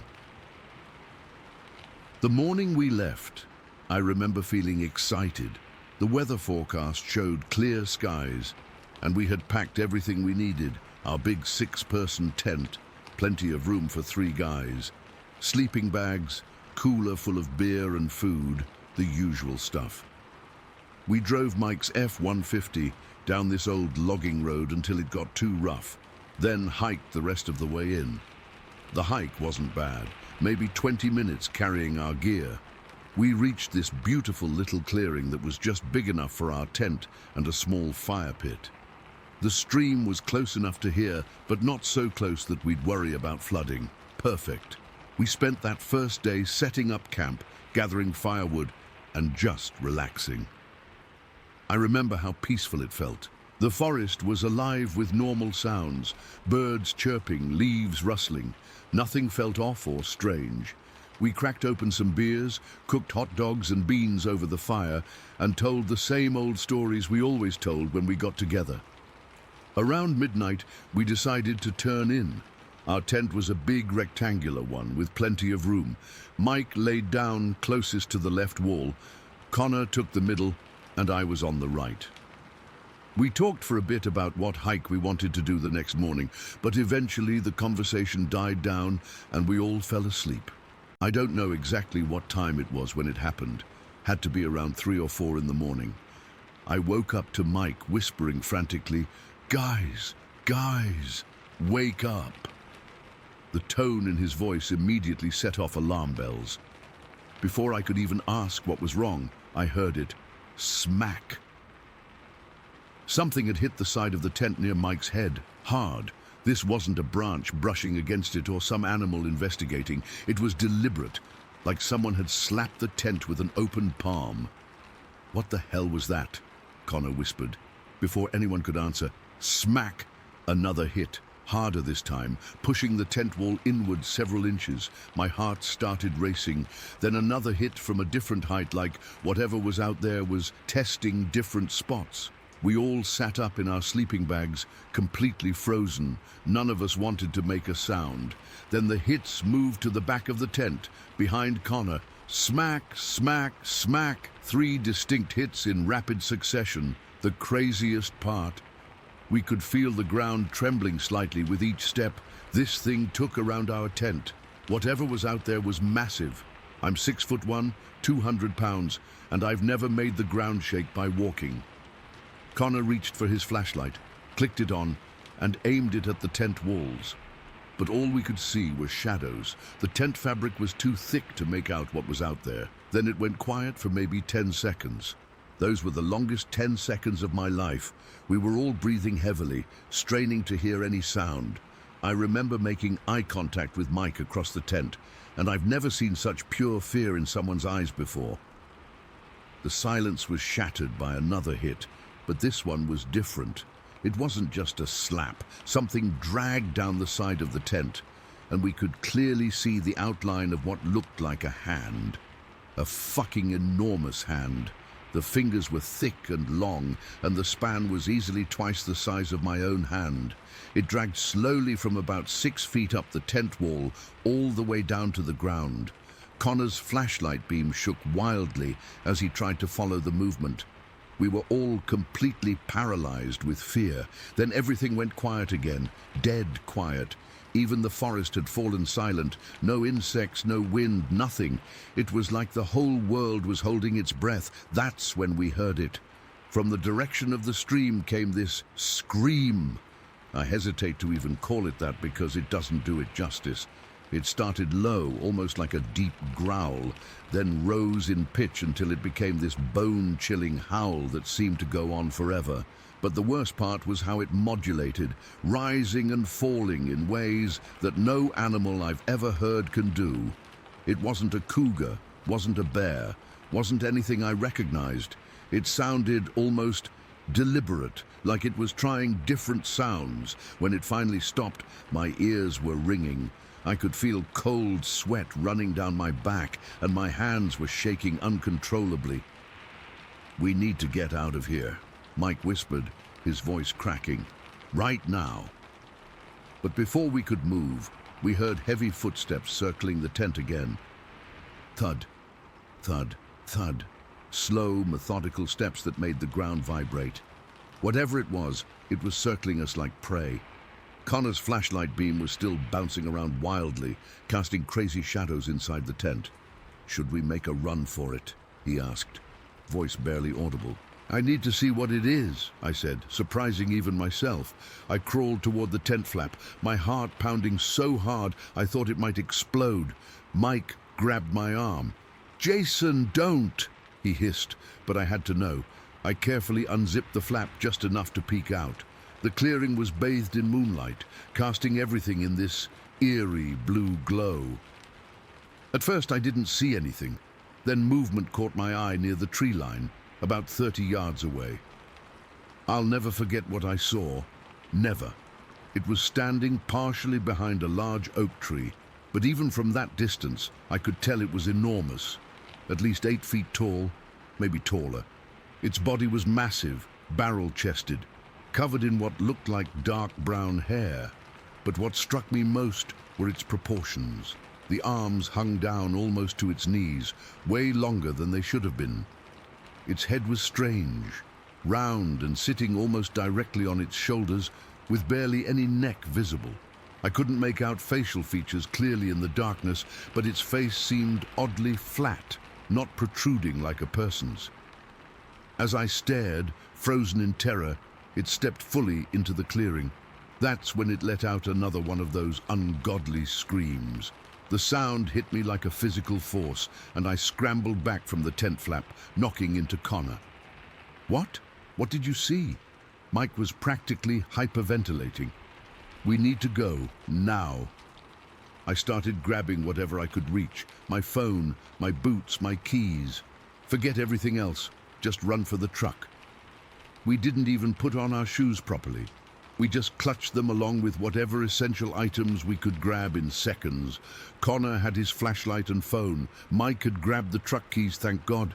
On the count of 3, we unzipped the tent fully and bolted.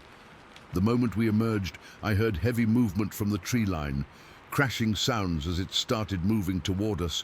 We ran in the opposite direction, toward the path that led back to the logging road where we'd parked. I've never run so fast in my life. Branches whipped across my face. I tripped over roots and rocks, but somehow kept my balance. The whole time I could hear it behind us, not right on our heels, but definitely pursuing. The sound of snapping branches and heavy footfalls pushing through the undergrowth. Connor was ahead of me, his flashlight beam bouncing wildly through the trees, barely illuminating the path. Mike was right behind me, and I could hear his panicked breathing.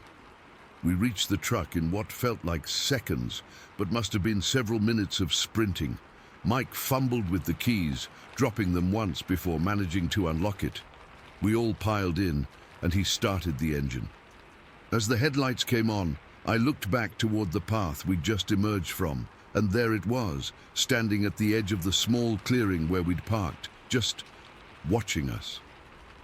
In the direct beam of the headlights, I could see its eyes reflecting yellow, like a deer's, but much higher off the ground. It didn't charge or move closer. It just stood there, watching as Mike threw the truck into reverse, spinning the tires on the dirt as we backed up, and then tore down the logging road. None of us spoke until we hit the main highway. We were all breathing hard, covered in sweat and dirt from our sprint through the woods. "Did you guys see it?" I finally asked. Mike just nodded, his knuckles white on the steering wheel. Connor was staring straight ahead, his face pale. "What the hell was that thing?" Connor finally said. None of us had an answer. We left all our camping gear behind. The tent, sleeping bags, most of our food and clothes. Hundreds of dollars worth of stuff. None of us even suggested going back for it. Not the next day, not ever. I've thought about reporting it to someone, but who? The Forest Service? The police? What would I even say? that we were terrorized by some giant hairy creature in the woods. They'd think we were drunk or high or just making it up. Mike and Connor still go camping occasionally, but only in designated campgrounds with other people around. I haven't been able to go back into the woods at all, not even for a day hike. The thought of being surrounded by trees, of not being able to see what might be watching me, I just can't do it. I still wake up sometimes hearing that scream in my head. It's not something you forget. It's not something you get over. Whatever was out there that night, it wasn't a bear or a mountain lion or any animal I know. And sometimes I think it wasn't just trying to scare us away. I think it was playing with us, testing us. And that's the thought that keeps me awake at night. Because what if it's still out there, watching and waiting for someone else to venture too far into its territory? Story 10. I've been sitting on this experience for almost 2 months now, and I still don't know what to make of it. I'm not the type who goes around claiming to see monsters or anything like that. I'm just an average guy who likes to get out in nature when I can. My friends know me as the practical one, the skeptic who usually has a logical explanation for things. But what happened that day near Horse Range Mountain has me questioning everything I thought I knew. For context, I'm an amateur artifact hunter. Nothing serious. I just enjoy finding old arrowheads, pottery fragments, and other historical items that tell stories about the people who lived in these mountains before us. I've been doing this for about 7 years now, mostly around White County, Georgia, where I live. That particular Sunday in late September was perfect for it. Temperatures in the mid-70s, clear skies, and I had the whole day to myself. I'd been hearing that some new clear-cut areas near Horse Range Mountain, not far from Ludesville Campground, might be good hunting grounds. Logging operations often expose artifacts that have been buried for centuries, and I was eager to check it out. I packed my usual gear, a small shovel, some collection bags, water, snacks, and my camera, into my old Ford Bronco and headed out around 10 in the morning. The drive there was uneventful. I passed maybe 3 cars the entire way, which wasn't unusual for these back roads. I found the logging road I was looking for around 11:30 and spent the next 4 hours or so combing through the clear-cut area. It was a decent day. Found a couple of quartz scrapers, what might have been part of a clay pot, and a pretty nice partial arrowhead. Nothing museum-worthy, but enough to make the trip worthwhile. By around 3:30 in the afternoon, I was getting tired and decided to head back home. The sun was still high enough, but I knew it would start dropping behind the mountains soon, and these forest roads get dark quick when that happens. I packed up my finds, drank the last of my water, and headed back to my Bronco. Now this is where things took a turn I still can't explain. I was driving slowly down this narrow forestry road. It's mostly gravel and dirt, with steep drop-offs on one side and rising terrain on the other. I hadn't seen another vehicle all day, which isn't uncommon in these parts.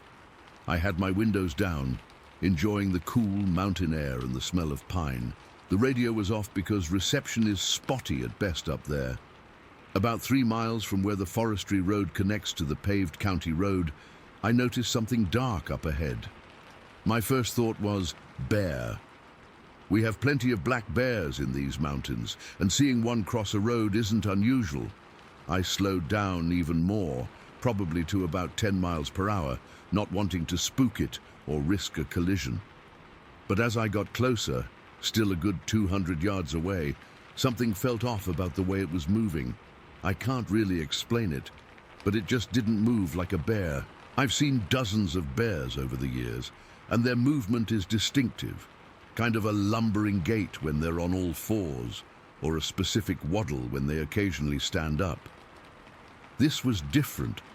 This figure was upright the entire time. And it wasn't just standing there. It was walking on 2 legs with what I can only describe as a purposeful stride. It had a slight forward stoop, but it was definitely bipedal. My brain tried to make sense of it. Maybe it's a hiker in dark clothes, but something about the proportions was wrong. The arms seemed too long, the shoulders too broad for its height. I reached over to my glove compartment where I keep a pair of binoculars, but by the time I got them out and focused, the figure had moved to the edge of the road. It was heading down toward a small creek that runs alongside the road at that point. There's a dense patch of trees and brush bordering the creek, and the figure disappeared into this vegetation. I sat there for a few moments, binoculars still in hand, trying to process what I was seeing. My heart was racing, though I wasn't sure why at that point. I convinced myself it must have been a bear that just looked strange from that distance, or maybe a hiker in dark clothing who decided to go down to the creek. Curiosity got the better of me, and I continued driving slowly toward the spot where the figure had left the road. When I reached it, I stopped the Bronco and rolled down my passenger window, thinking I might catch another glimpse of whatever it was as it crossed the creek or emerged on the other side. The creek at this point is maybe 20 feet wide, with shallow water flowing over rocks. The opposite bank rises steeply, with thick vegetation but fewer large trees due to the clear cutting that had happened farther up the slope. If it was a person, or even a bear, I should have been able to see it climbing up that opposite bank. But there was nothing, no movement, no sound of splashing in the creek, no rustling of branches, just silence. What struck me then, and this is what really got under my skin, was how unnaturally quiet everything had become. The birds had stopped chirping, no squirrels scampering through the underbrush, no insects buzzing. It was that heavy, oppressive silence that feels like pressure on your eardrums. I sat in my Bronco for what must have been 15 minutes, just watching and listening. The silence was broken only by the occasional metallic tick from my cooling engine. My windows were down, but there wasn't even a whisper of wind, just absolute stillness. I started considering getting out to look for tracks or some other sign of what I'd seen. But something kept me in the vehicle, some primal instinct that said getting out would be a very bad idea. I've spent enough time in these woods to know when something feels wrong, and everything about this situation felt wrong. Eventually, I decided to drive on. I kept my speed low, glancing constantly at my rearview mirror and scanning the woods on either side of the road. The hairs on my arms and the back of my neck were standing up, and I had that sensation of being watched that hunters and hikers know well.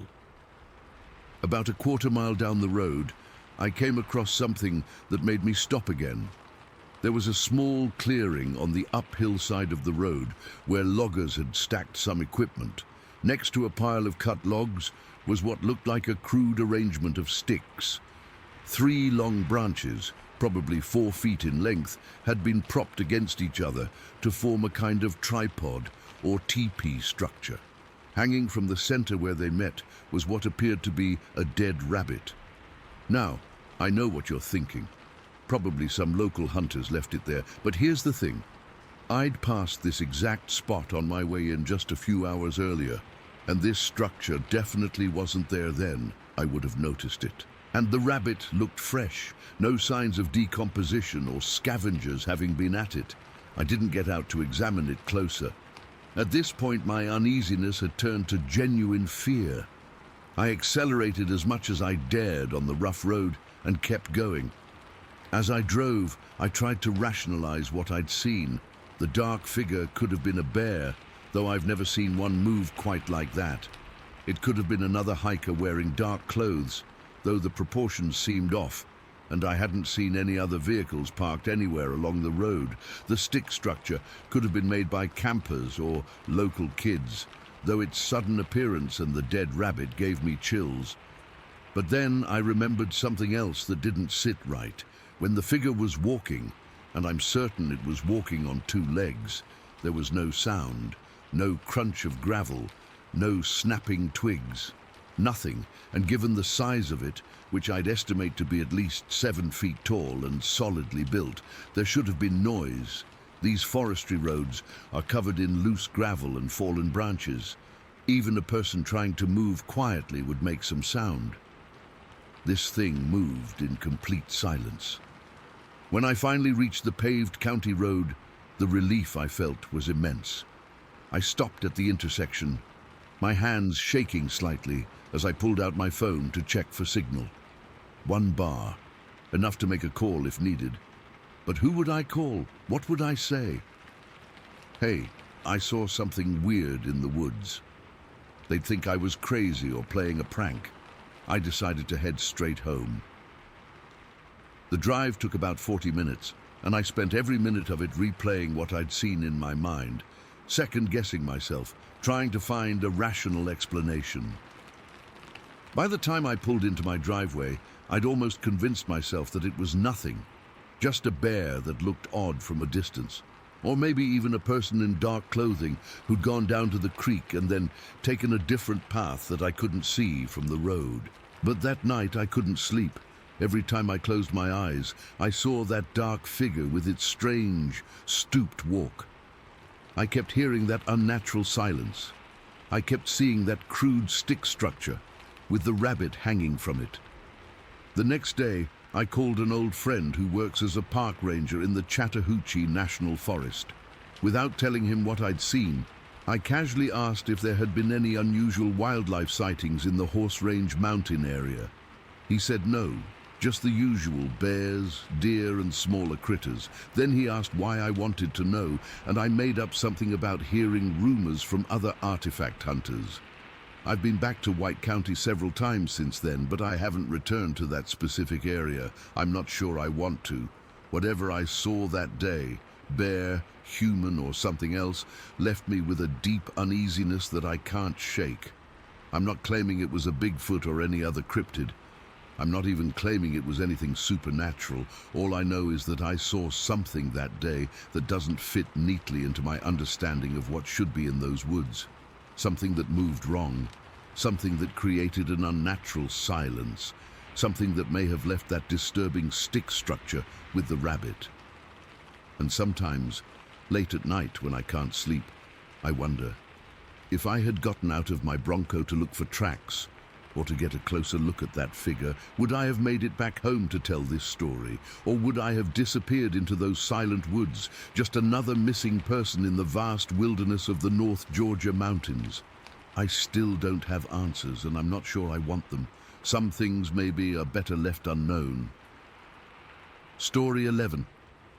I've been debating whether to share this for a long time, but it's been 16 years now, and I still can't explain what happened. I guess I just need to get it off my chest. This all went down back in 2007 near Riverdale.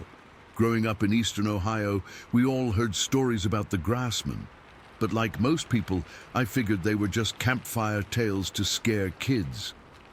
That changed after what happened to me that summer. The first incident was in early June. My buddy Dave and I decided to go camping at this strip pond we knew about. One of those old mining ponds that dot the landscape around here. It was a secluded spot we'd been to many times before, perfect for fishing and getting away from everything.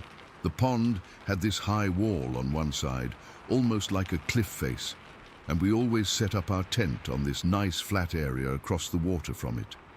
We arrived around 4 in the afternoon, got our tent set up and spent the evening fishing. Nothing unusual about any of it. We caught a few bass, cooked them up on our little portable grill along with some beans and potatoes, had a couple beers, and turned in around 11. It was a clear night, warm but not hot, and I remember falling asleep almost immediately. I woke up suddenly to what sounded like heavy footsteps. At first, I was disoriented.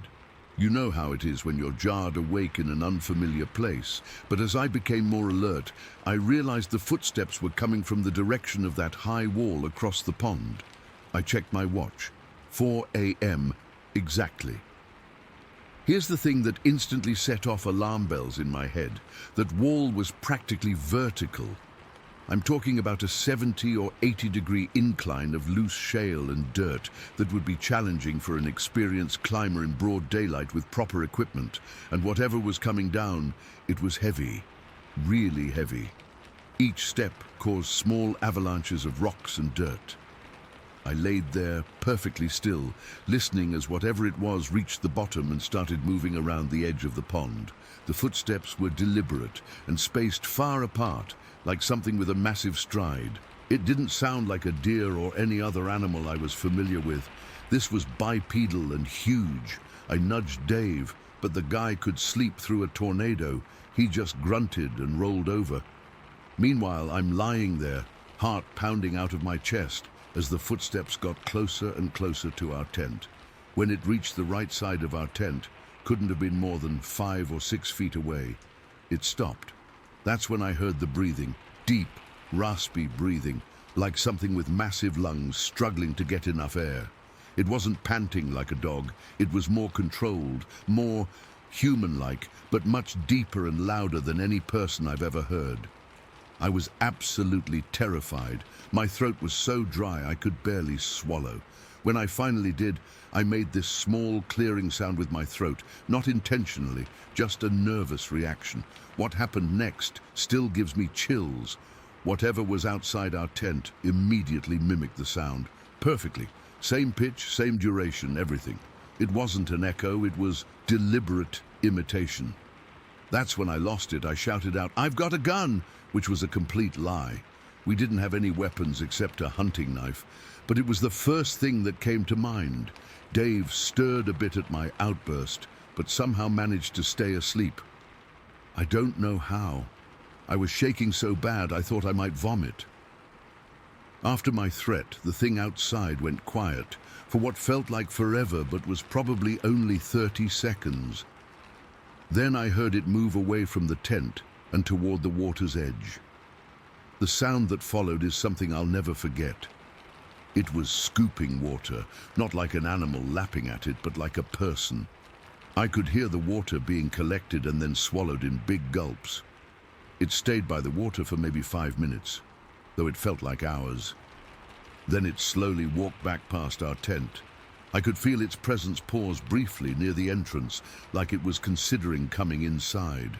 My entire body was rigid with fear, and I was struggling not to make any noise. Finally, it moved away and began climbing back up that nearly impossible wall.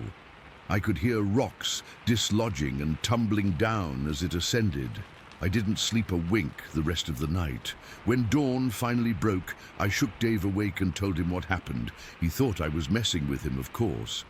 But when we went to check out the shoreline near where I'd heard the water drinking, there they were. Footprints in the soft mud. Massive footprints, easily 18 inches long and incredibly deep, like whatever made them weighed hundreds of pounds. They were clearly bipedal but wider and more primitive looking than human feet. Dave still tried to rationalize it, said it could have been a bear standing on its hind legs, which makes no sense given the walking pattern.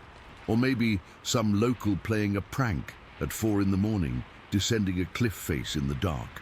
We packed up quickly and left, and I tried to convince myself he might be right, but then came the second encounter, just 2 weeks later. We were back in the same general area, but at a different pond about 3 miles from the first one. This time, we were going to do some night fishing from Dave's small aluminum boat. We'd parked his truck at an access point and were walking through a wooded area to where he had the boat tied up. It was early evening, just before sunset, when I spotted what at first looked like a huge stump standing upright about 50 yards ahead of us. The weird thing was, I could have sworn that stump wasn't there the last time we'd come through this area. As we got closer, something about it seemed off. It was massive. I'd estimate close to 10 feet tall and wider than any tree trunk you'd expect to find in those woods. Then I noticed 2 points of reflection where eyes would be, not glowing, just reflecting the dying sunlight, like a deer's eyes do when caught in headlights, but much higher off the ground. I stopped dead in my tracks and grabbed Dave's arm. "Do you see that?" I whispered. He squinted in the direction I was pointing and shrugged. "It's just a dead tree or something," he said. "Light playing tricks on you." I wasn't convinced, but we kept walking. Whatever it was didn't move, and eventually we passed by it at a distance and reached the boat. The whole time, I couldn't shake the feeling we were being watched. We got in the boat and pushed off, heading toward the middle of the pond. We'd been out there maybe 30 minutes when the first wave of smell hit us. It was indescribable, like a mix of wet dog, rotting vegetation, and manure, but so much more pungent than any of those things individually. It came in waves, as if carried by the breeze. "Jesus, what is that?" Dave said, finally acknowledging something was off. The smell got stronger and stronger until it was almost unbearable. We both started feeling uneasy, and without discussing it much, decided to cut our trip short. As we headed back to shore, I noticed the stump I'd seen earlier was gone, completely gone. There was nothing there that could have been mistaken for a 10-foot-tall object. When we reached the spot where we'd seen it, we found a depression in the undergrowth, like something heavy had been standing there for a long time. The surrounding plants were crushed down in a rough circle about 4 feet in diameter. The smell was overwhelming at this point. Dave was finally taking things seriously, and we practically ran back to his truck. The entire way, I had the distinct feeling we were being paralleled, that something was moving alongside us in the deeper woods, just out of sight. I didn't see anything clearly, just occasional movement in my peripheral vision and the continued waves of that horrible odor. We made it back to the truck without incident, but as Dave was unlocking it, we both heard a long, low vocalization from the woods. Not quite a howl, not quite a moan, unlike anything I've ever heard from a known animal. It seemed to start low and rise in pitch before dropping off abruptly. Dave fumbled with his keys, and we got out of there as fast as possible. Later, when I researched grassman encounters, I found many reports describing the same smell and similar vocalizations. Some local hunters in the area have told me they've had comparable experiences going back decades. I know how this sounds. If someone told me this story, I'd probably think they were exaggerating or misinterpreting natural phenomena, but I know what I experienced. That wasn't a bear or a coyote or any other animal native to Ohio. The height, the way it moved, the deliberate mimicry of my throat clearing. These aren't behaviors you can explain away easily. I haven't been back to either of those ponds since, and I don't plan to. Dave eventually came around to admitting something strange happened, though he's still hesitant to call it a grassman. As for me, I'm convinced that what we encountered those 2 times was the same creature from the local legends. I just count myself lucky that all it seemed to want was to observe us, not harm us. Sometimes when I'm alone in the woods, even in broad daylight, I still get that feeling of being watched, and occasionally just on the edge of hearing, I think I catch that distinctive raspy breathing. I don't stick around to confirm it. Story 12. I've never told this story to many people. Most folks just laugh it off or think I'm making it up for attention. But I know what I saw that morning in the winter of '79, and it still gives me chills thinking about it all these years later. I was 18 at the time, living on our family farm in Nebraska. We were about 15 miles outside of town, surrounded by cornfields and pastures that stretched for miles. In the winter, everything turned into a blank canvas of white, especially after a heavy snowfall like we'd had that week. That morning was brutally cold, even by Nebraska standards, the kind of cold that burns your lungs when you breathe and makes your nose hairs freeze instantly. The thermometer outside our kitchen window read something like 15 below zero, and that wasn't counting the wind chill. But chores don't care about the weather, and neither did my dad. He'd already left for town to pick up some parts for the tractor, and Mum had asked me to check the mailbox while she fixed breakfast. Our driveway was long, about a quarter mile from the house to the county road where our mailbox stood. I bundled up in my heavy coat, pulled on my insulated gloves, wrapped a scarf around my face, and headed out. The snow was deep, probably a foot or more, but I'd cleared a path with the snowblower the day before, so walking wasn't too difficult. The sun was just coming up, casting this weird pinkish glow across the snow. Everything was dead quiet except for the sound of my boots crunching in the snow and my own breathing inside that scarf. It's funny how sound travels on those still, cold mornings. You can hear a car engine from miles away. I was about halfway down the driveway when something caught my eye. Movement in the field to the west.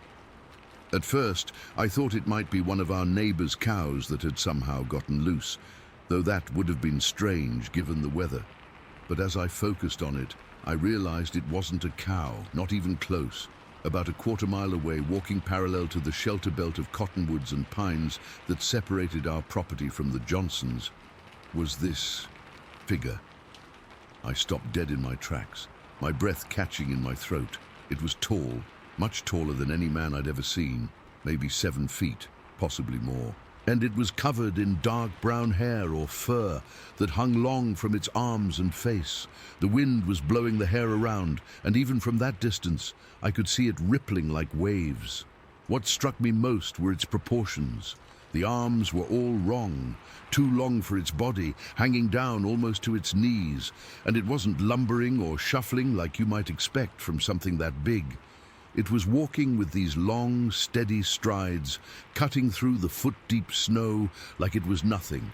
I stood there frozen, not from the cold but from shock, just watching this thing move across the field.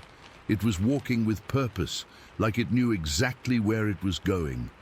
Then it happened. The creature stopped and turned its head in my direction. I couldn't make out its facial features clearly at that distance, but I swear I felt it looking right at me. It was only for a second or two, but in that moment, time seemed to stretch out forever. My heart was hammering so hard, I could feel it in my ears. After what was probably only 10 or 12 seconds total, though it felt much longer, the thing seemed to pick up its pace. Its stride lengthened even more, and it quickly reached the tree line and disappeared into the shelter belt. I stood there for I don't know how long, just staring at the spot where it had vanished. My mind was racing, trying to rationalize what I'd just seen. Could it have been a man? Absolutely not. No human would be out wandering through a snow-covered field in 15 below weather without proper winter gear. This thing was covered in hair, not wearing a coat, and no person has arms that long or moves that way through deep snow. Could it have been some kind of animal? Again, no. I'd grown up on this farm. I knew every animal native to the area. This walked upright, with a stride that was unmistakably bipedal, but definitely not human. When I finally snapped out of it, my first instinct was to run back to the house. But then I remembered why I'd come out in the first place, and something in me didn't want to go back without the mail, like somehow completing this normal task would bring me back to reality. So I hurried to the mailbox, grabbed whatever was inside without even looking at it, and practically ran back to the house, constantly glancing over my shoulder at that tree line. When I burst through the door, my mum looked up from the stove, startled by my rushed entrance. I must have been pale as a ghost because she immediately asked what was wrong. I tried to explain what I'd seen, but the words came out jumbled and frantic. I kept pointing toward the window that faced west, trying to describe this creature that was clearly not a man, but walked like one. My mom, ever practical, suggested it was probably just Mr. Johnson checking his fences or hunting. But I knew better.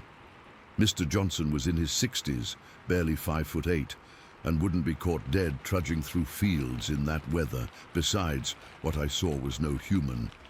After breakfast, I stood by the west window for nearly an hour, scanning the field and tree line for any sign of the creature. Part of me wanted to go out and look for tracks in the snow. That would be proof, something concrete to validate what I'd seen.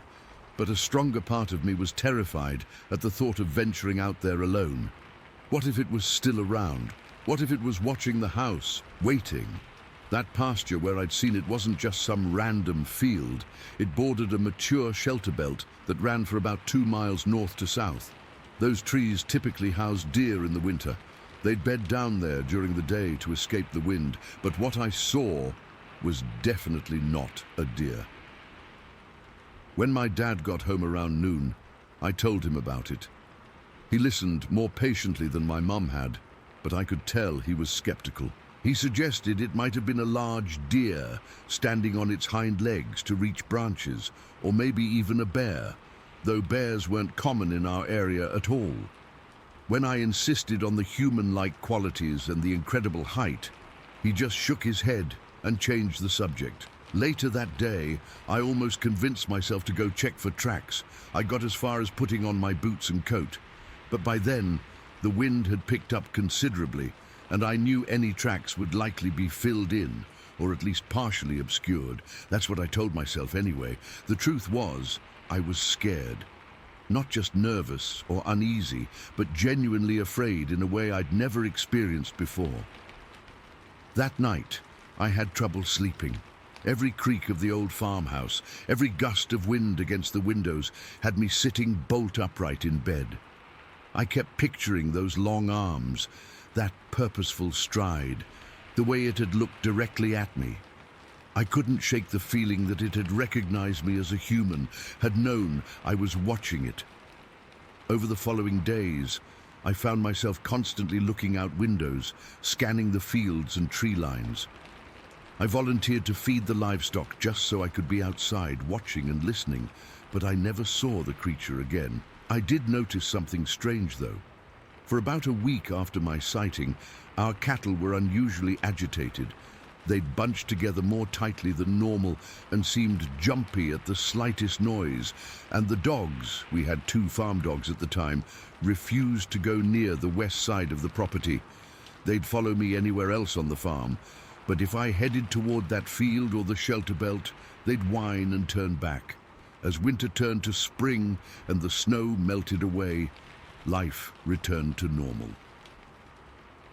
I graduated high school that May and started working full-time on the farm. Occasionally, I'd find myself staring out at that field, remembering what I'd seen, but the vivid terror of that morning faded somewhat with time. Over the years, I've told a handful of people about my experience. Most react the way my parents did, with polite skepticism or by offering rational explanations. A few have shared their own strange stories in return. Once, at a bar in town about 5 years after it happened, an older man overheard me telling a friend about it. He pulled me aside later and said he'd seen something similar back in the 60s, near the river about 20 miles from our farm. The way he described it, the height, the long arms, the purposeful movement, gave me chills all over again. I'm 40 years older now than I was that winter morning, but my conviction about what I saw has never wavered. It wasn't a man in a costume. It wasn't a bear or deer or any other animal native to Nebraska. It was something else entirely, something that shouldn't exist according to science and common sense, but does. I've read about Bigfoot sightings since then, of course. Some descriptions match what I saw, others don't. I don't know if what I encountered has a name or if there are more of them out there. All I know is what I saw with my own eyes. A tall, hair-covered, bipedal creature walking through a snow-covered Nebraska field on a brutally cold winter morning. A creature that noticed me watching it and then disappeared into the trees. Sometimes I still think about what might have happened if I'd been braver, if I'd followed those tracks or ventured into the shelter belt, but mostly I'm grateful that whatever it was, it chose to walk away rather than toward me. Because despite all the years that have passed, despite all the rational explanations I've been offered, one thing remains certain in my mind. What I saw that day was not from our world as we understand it, and some mysteries are probably better left unexplored. Story 13. I've never told many people about what happened that summer night in 2007. I was just 10 years old, but I remember every detail like it was yesterday. Some nights I still wake up thinking about it, wondering if what I saw was really real. But I know it was. I know what I saw. It was late July in Perry County, maybe around 9 o'clock at night. Mom got a call from my Uncle Darren saying his truck broke down on one of those winding back roads near New Bloomfield. If you know the area, it's all dense woods and small creeks cutting through the landscape. Uncle Darren sounded annoyed more than scared, complaining about the timing since he was supposed to be at work early the next morning. Mom told me to put my shoes on, that we had to go pick him up. I was excited because I rarely got to stay up late, especially on a school night. Plus, I loved riding in the car after dark. There's something about the way headlights cut through the darkness that made everything feel mysterious. We took our old Chevy, the one with the headlight that always seemed a bit dimmer than it should be. The windows were down because the AC had been broken for months, and the warm summer air rushed through the car. It smelled like grass and dirt, and something sweeter I couldn't place, maybe honeysuckle. Mom was humming along to the radio, some country song I didn't know. The back roads in Perry County aren't like highways. They twist and turn through the woods, sometimes running alongside creeks, sometimes cutting through fields. There aren't many streetlights and houses are few and far between. That night, it felt like we were the only people for miles. We had been driving for about 20 minutes when Mom slowed down as we approached a small bridge. "We're getting close," she said. "Darren said he's just past the bridge on Kramer Road." The headlights swept across the pavement as we rounded a curve, and that's when I saw it. At first, I thought it was just a shadow, or maybe a bear. There was this fence running along the right side of the road, not a tall one, maybe 4 feet high, the kind farmers use to keep in livestock. Behind it, crouched down like it was trying to hide but failing miserably, was something. Even hunched over, its head was above the fence line. I remember thinking that was strange. What animal is that big but tries to hide? It wasn't moving, just staying perfectly still, and it seemed to be looking towards something further up the road. I realized it was watching Uncle Darren, who was standing by his truck about 50 yards ahead, smoking a cigarette and kicking at the gravel. "Mom," I whispered, though I don't know why I felt the need to be quiet inside our car. "Look at that." She slowed the car even more, squinting through the windshield. "What am I looking at, honey?" "By the fence. There's something there." The headlights were pointed too far ahead now, leaving the fence in partial darkness. Mom must have seen something, though, because she suddenly tensed up. "Probably just a deer," she said, but I could tell by her voice she didn't believe that. We pulled up to Uncle Darren's truck.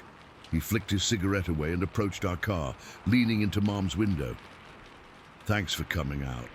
Damn thing just died on me," he said, gesturing back to his truck. "Darren," Mom said quietly, "there's something by the fence back there." Uncle Darren straightened up immediately. "What kind of something?" "I don't know. It's big, though." I piped up from the passenger seat. "It was watching you, Uncle Darren."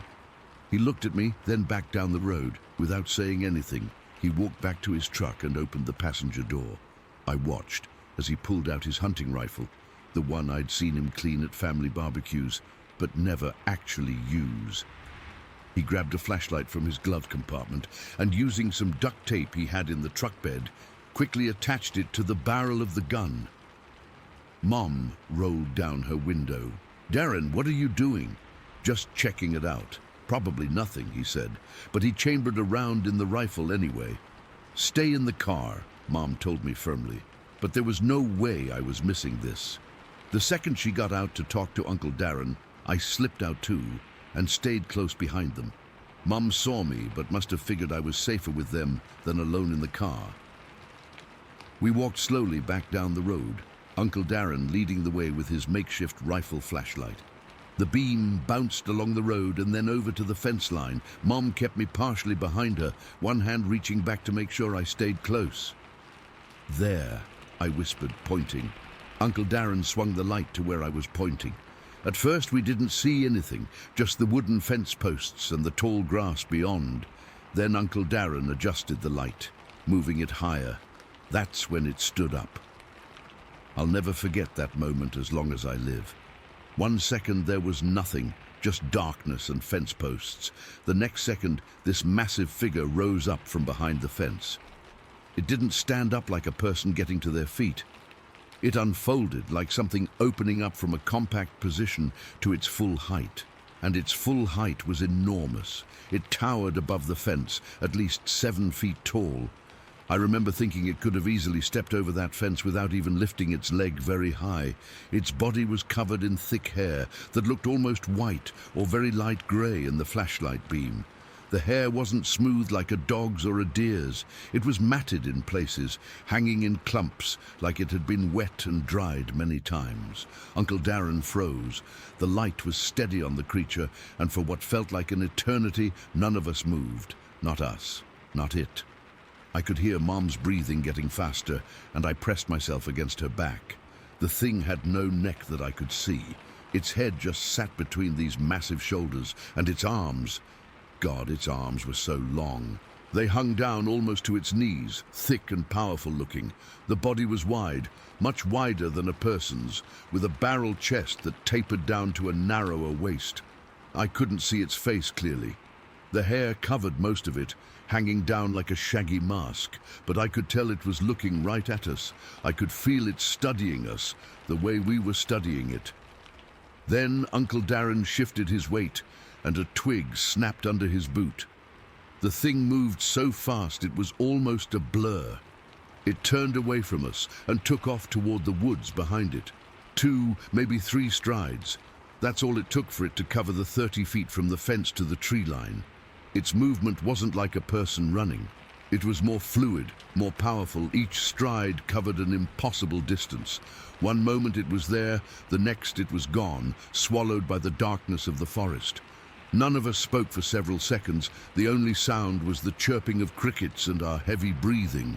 "What the hell was that?" Uncle Darren finally said. His voice was different, higher, tighter. Mom pulled me closer to her. "I don't know," she whispered. "I've never seen anything like it." Uncle Darren kept the light trained on the spot where the creature had disappeared. "It wasn't a bear," he said. "Bears don't stand like that. And it wasn't a person." We stood there for a few more minutes, listening to the woods, but there was nothing. No sound of breaking branches, no movement. Whatever it was, it had vanished without a trace. Uncle Darren insisted on checking the area where it had been crouching. We approached the fence cautiously, Mum keeping a tight grip on my shoulder. The grass behind the fence was flattened in a rough circle, about 6 feet across. Uncle Darren pointed out broken twigs on some of the nearby bushes, about 6 to 7 feet off the ground. "Something big was here," he said. "Really big. We didn't stay long. None of us wanted to be there if that thing decided to come back." We hurried back to the cars, and Uncle Darren decided his truck could wait until morning. He rode with us back to our house and slept on our couch. That night, I couldn't sleep. Every time I closed my eyes, I saw that figure unfolding behind the fence, rising up to its impossible height. I kept wondering what it had been doing there. Why was it watching Uncle Darren? What would have happened if we hadn't come along? The next day, Uncle Darren and my dad went back for the truck. They found nothing unusual in daylight. No footprints, no hair, nothing that would prove what we saw was real. Dad suggested it might have been a bear standing on its hind legs, but Uncle Darren just shook his head. "I've hunted my whole life," he said. "That wasn't any bear. For years I tried to convince myself it was something explainable. Maybe it was just a tall man in some kind of ghillie suit. Maybe it was some kind of optical illusion caused by the headlights and shadows. But deep down, I knew better. When I was 16, I went back to that spot with a friend. I stood by the fence and had him take a picture of me. I'm just over 6 feet tall now, and I stretched my arm up as high as I could. Later, I compared my height to where I remembered the creature's head being. It had to have been at least 7, maybe 7.5 feet tall. I've read about Bigfoot sightings since then. I never really believed in that stuff before, but now I'm not so sure. The descriptions match what I saw. The height, the long arms, the way it moved. I've never seen it again, and part of me hopes I never do. But another part of me is always watching the fence lines when I drive those back roads at night. Sometimes I wonder if it's still out there, crouching behind fences, watching, waiting. I wonder how many people it's observed without them ever knowing it was there. How many times has it stood in the shadows, studying us, while we remained completely unaware? I don't tell this story often. People either think I'm making it up or they try to explain it away, but I know what I saw that night in Perry County. It wasn't a bear, it wasn't a man, and it wasn't my imagination. It was something else entirely, something that shouldn't exist but does.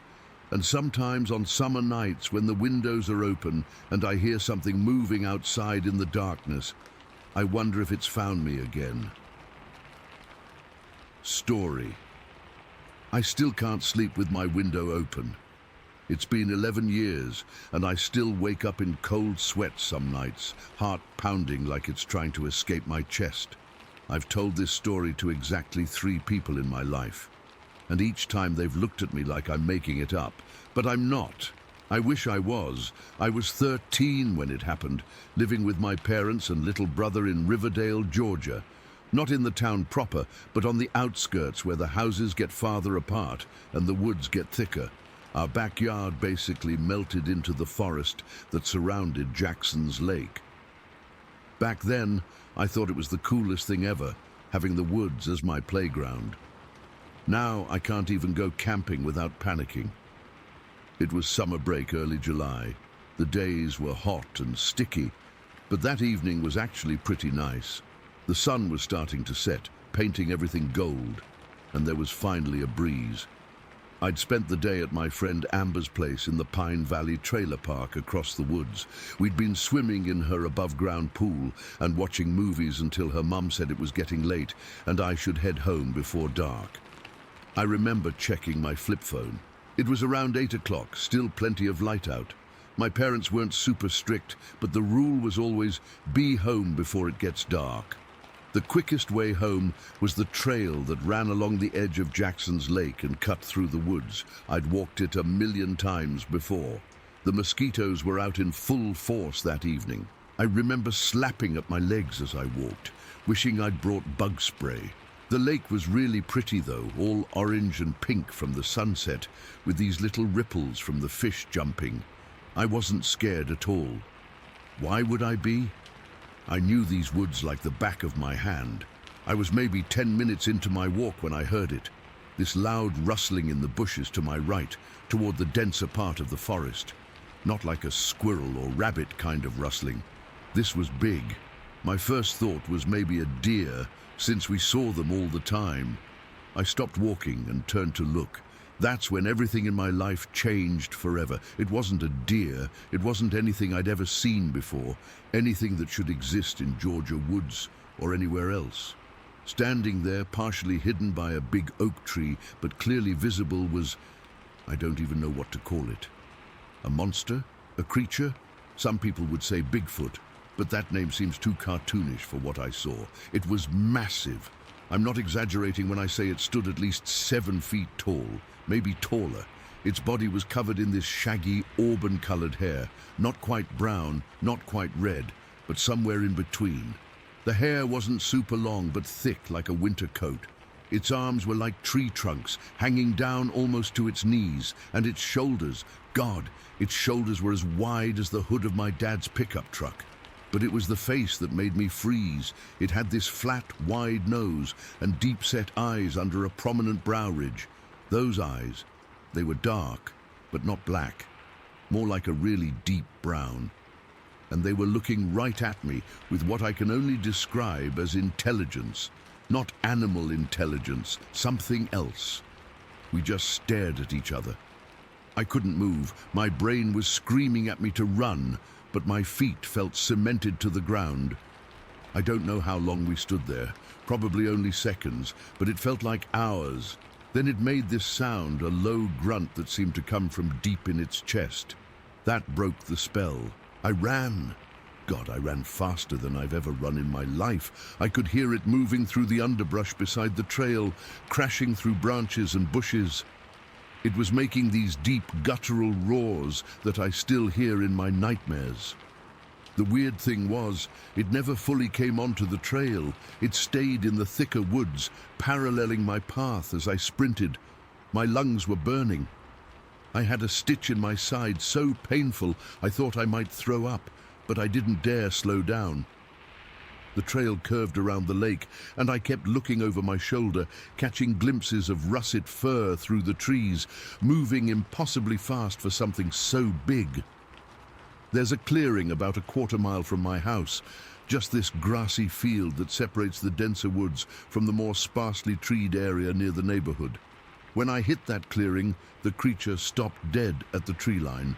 I remember stumbling to a halt maybe 30 yards into the field, wheezing and sobbing and turning back to look.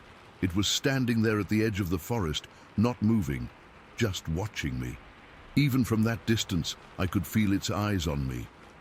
It made no attempt to follow me into the open space. After a few seconds, I started backing away, not willing to turn my back on it again. When I was maybe halfway across the field, it turned and disappeared back into the trees. I ran the rest of the way home. By the time I burst through our front door, I was hysterical. My mum was in the kitchen and came running when she heard me. I was crying so hard I could barely get the words out, trying to explain what I'd seen. I'll never forget the look on her face.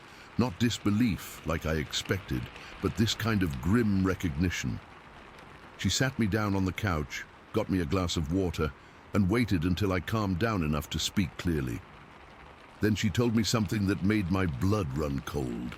"Your father saw it too," she said quietly. "About 3 years ago, when you were too young to remember. According to my mom, my dad had been out cutting firewood near the lake when he spotted a similar creature.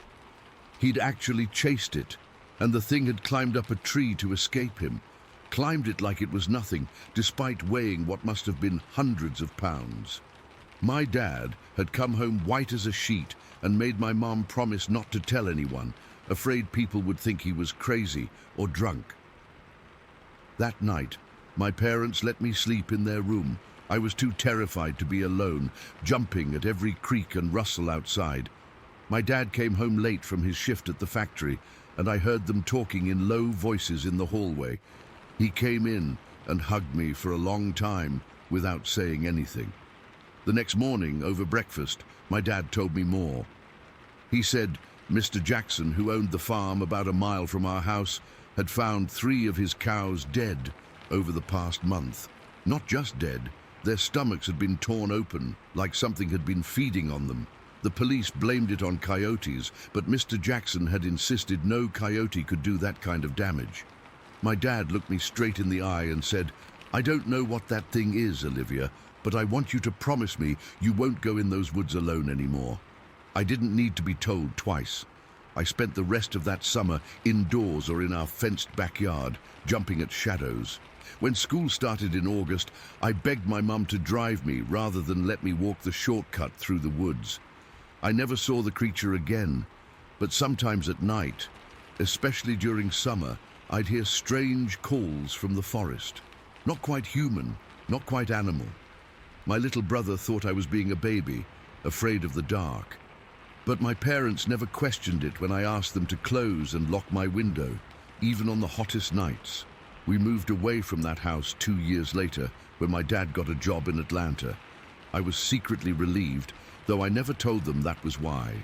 As the moving truck pulled away, I looked back at those woods one last time and could have sworn I saw movement among the trees. Over the years, I've tried researching what I saw. I've read about Bigfoot sightings and looked at drawings, but none of them quite match what I encountered. The ones in the Pacific Northwest are supposedly darker, almost black. What I saw was definitely reddish-brown, and most Bigfoot stories describe them as shy, avoiding humans. This thing chased me.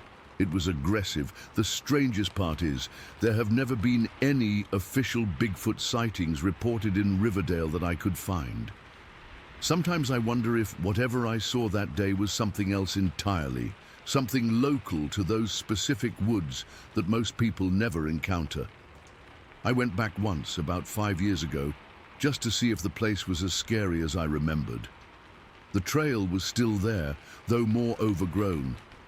I made it about halfway to the lake before panic set in, and I had to turn back. My husband thought I was being silly. He doesn't know the full story. I've never had the courage to tell him, Sometimes I wonder if that creature is still there, living in those woods, watching hikers and kids playing near the lake. I wonder if it's hurt anyone else. I check the local news from Riverdale sometimes, looking for stories about missing persons or strange animal attacks. But there's never anything. All I know for sure is what I saw that summer evening was real. It wasn't a bear, it wasn't a man in a costume, and it wasn't my imagination. Those eyes had an awareness in them that still haunts me. And somewhere in the woods around Jackson's Lake, I believe it's still there, watching and waiting. I still can't explain it. Maybe I never will, but I know what I saw, and no one will ever convince me otherwise. Story 15. I've always considered myself a rational person. You know, the type who needs evidence before believing in something. I'm not religious, and I roll my eyes at ghost stories. But what happened at my place last winter has shaken that foundation completely. I still don't know what to make of it, and I've been hesitant to share this because I know how it sounds, but I need to tell someone. I live about 15 miles outside of Glenwood, Washington, in what most would consider the middle of nowhere. It's just me in a modest two-bedroom house surrounded by dense forest on 3 sides with a clearing and gravel driveway out front. My nearest neighbor is over a mile away, and I like it that way. I've lived here for 6 years now, working remotely as a software developer. The isolation suits me. Wildlife is part of daily life here. I've had deer in my yard, the occasional black bear rummaging through my trash, and once even a mountain lion crossed my property. I respect them, they respect me, and we coexist just fine, or at least that's how it used to be. It all started last October. I remember because the nights were getting colder, and I'd just stacked my firewood for the season. I woke up one morning to find my trash can had been disturbed. Now, this isn't unusual. Bears and raccoons are common culprits, but this was different. The lid wasn't knocked off and lying several feet away like usual. It was placed neatly on the ground beside the can. Even stranger, there was no scattered garbage. Whatever had gotten into it had only taken food scraps, leaving the non-food items untouched inside the can. I figured maybe it was just a particularly tidy raccoon and didn't think much of it. But when it happened 3 more times over the next 2 weeks, always the same way, I started getting curious. No mess, just food items missing, and the lid carefully placed aside. One morning, I even found what looked like a single massive fingerprint in some residue on the lid, way too large for any raccoon. So I did what any reasonable person would do. I secured the lid with heavy-duty bungee cords. That should stop whatever it was, right? Wrong. The next morning, I found the bungee cords neatly unhooked, not broken or chewed through, and placed beside the can. Again, only food was taken. This is when I started to get genuinely unnerved. Whatever was visiting my trash cans had the dexterity to unhook bungee cords and the intelligence to be selective about what it took. It clearly wasn't a bear smashing its way in or a raccoon making a mess. This visitor was careful, deliberate. I needed to see what I was dealing with, so I set up a trail camera facing the trash cans.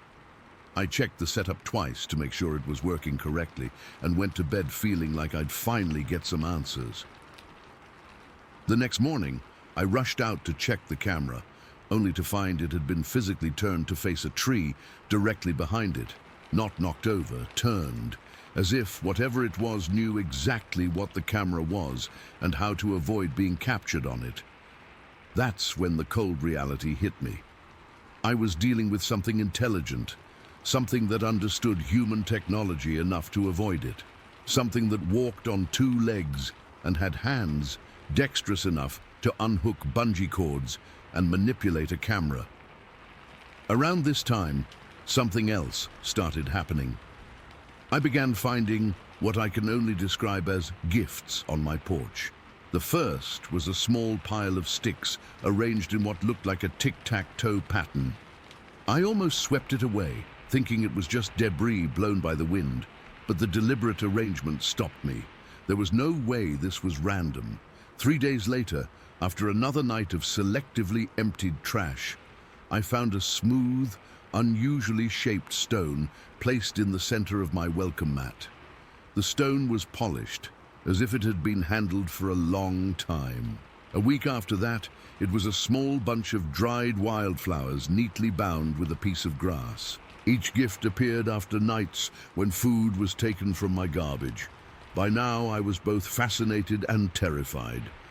I started researching online, looking up local wildlife, trying to make sense of what was happening. That's when I stumbled across Bigfoot accounts, stories of Sasquatch leaving gifts, taking food, avoiding cameras. I'd always scoffed at Bigfoot believers, but suddenly their experiences resonated with what was happening to me. Still, I needed to see for myself. In early December, I decided to stay up and try to catch a glimpse of my visitor.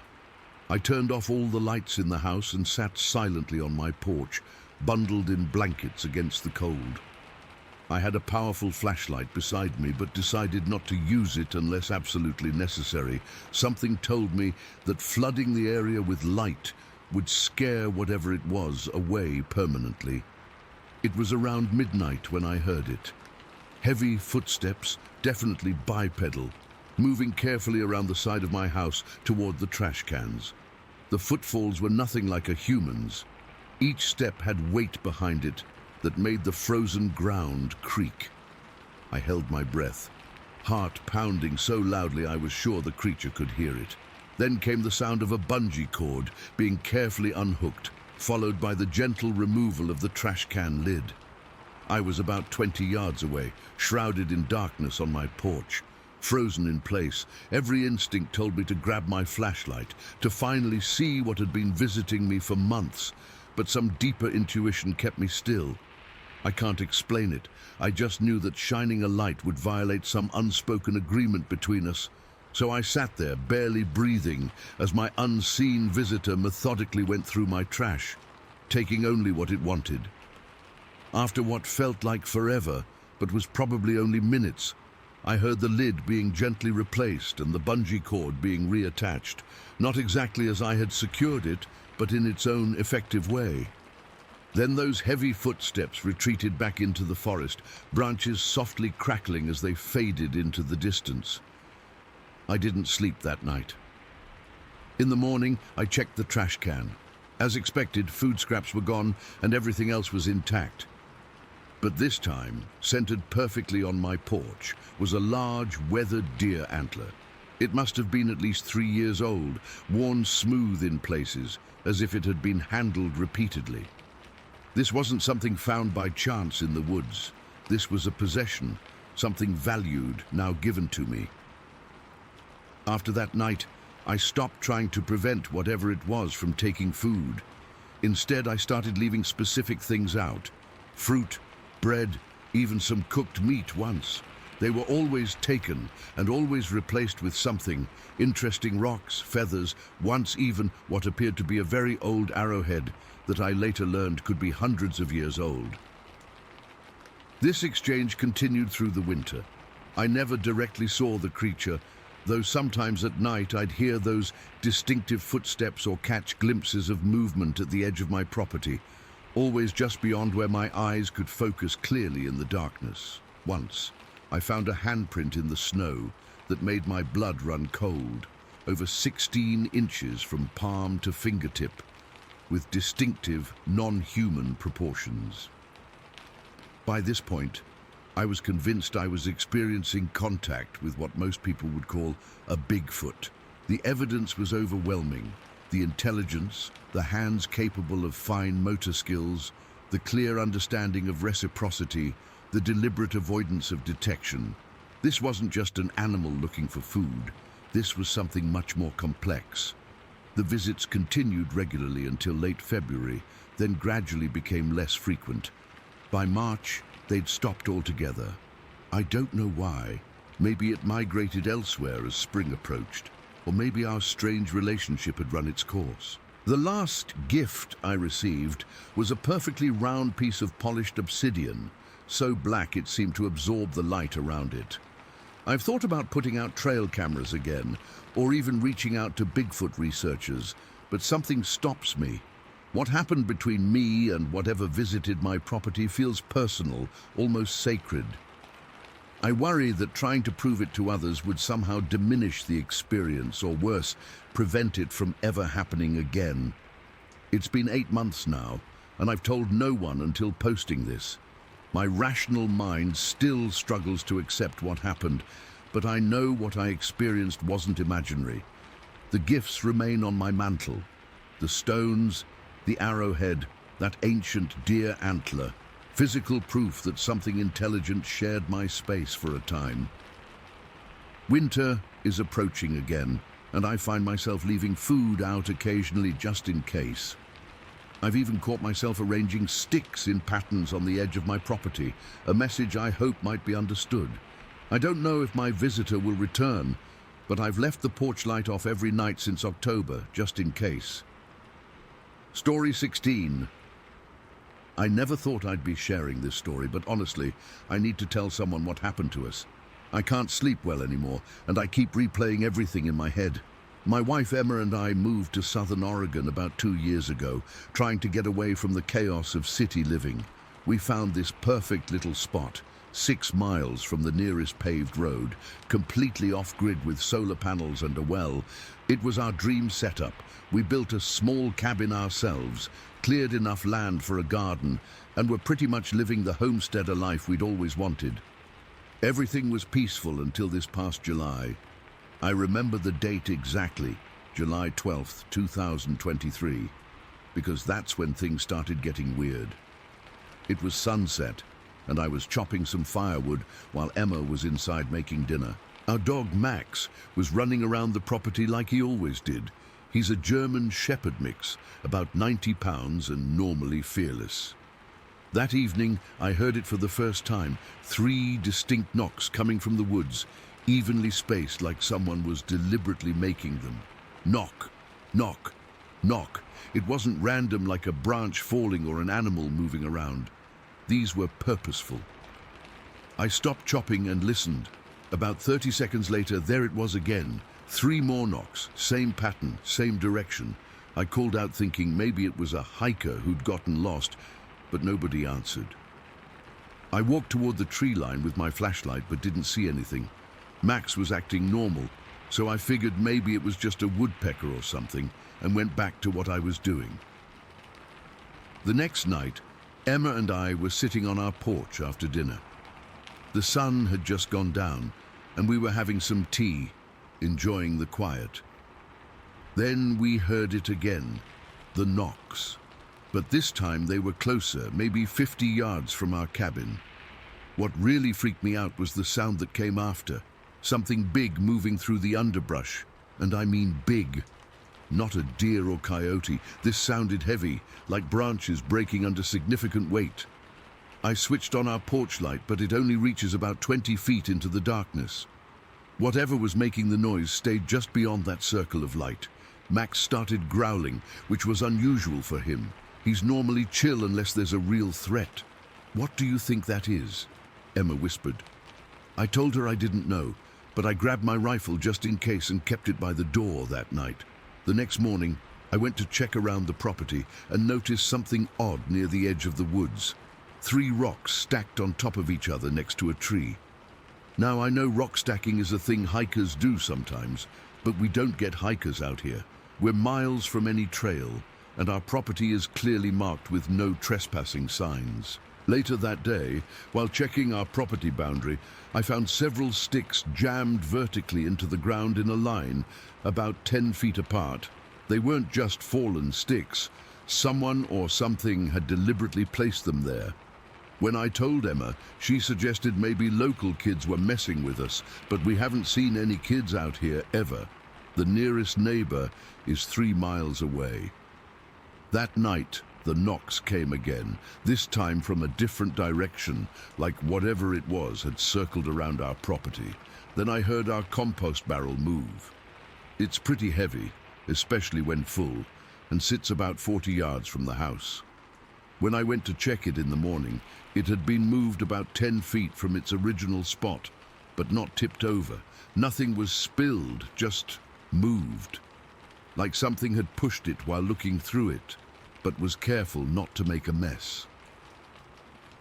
By the fifth night, things escalated. The knocks started at sunset like before, but then we heard a sound that made my blood run cold, a long, low, moaning sound that started deep and rose in pitch before tapering off. It wasn't a coyote or a wolf or a bear. I've lived in rural areas most of my life, and I've never heard any animal make a sound like that. Max completely lost it. He bolted from the porch into the house, tail between his legs, and hid under our bed. Max doesn't hide from anything. He's chased off bears from our trash before, but whatever made that sound terrified him. I grabbed my flashlight and rifle and went to the tree line, determined to figure out what was going on. That's when I found the impressions in the grass, wide depressions about 16 inches long that didn't look like any animal track I recognized. They weren't clear footprints because of the thick grass, but something heavy had definitely been standing there. The grass was flattened in a way that suggested whatever it was had been there for a while, watching our clearing. That night, Emma and I were both on edge. We double-checked all the locks and kept the rifle close. Around 2 in the morning, we were jolted awake by something striking the cabin. First on the east wall, then immediately on the west wall, like something was hitting opposite sides of our home in sequence. It wasn't random. It felt deliberate, like a pattern. "Michael, what is that?" Emma whispered, gripping my arm so tight it left marks. Before I could answer, we heard it. A deep, guttural sound right outside our kitchen wall, like something breathing but deeper, more resonant than any human or animal I've ever heard. Max was under the bed, whimpering. I grabbed the rifle and flashlight and moved toward the kitchen window.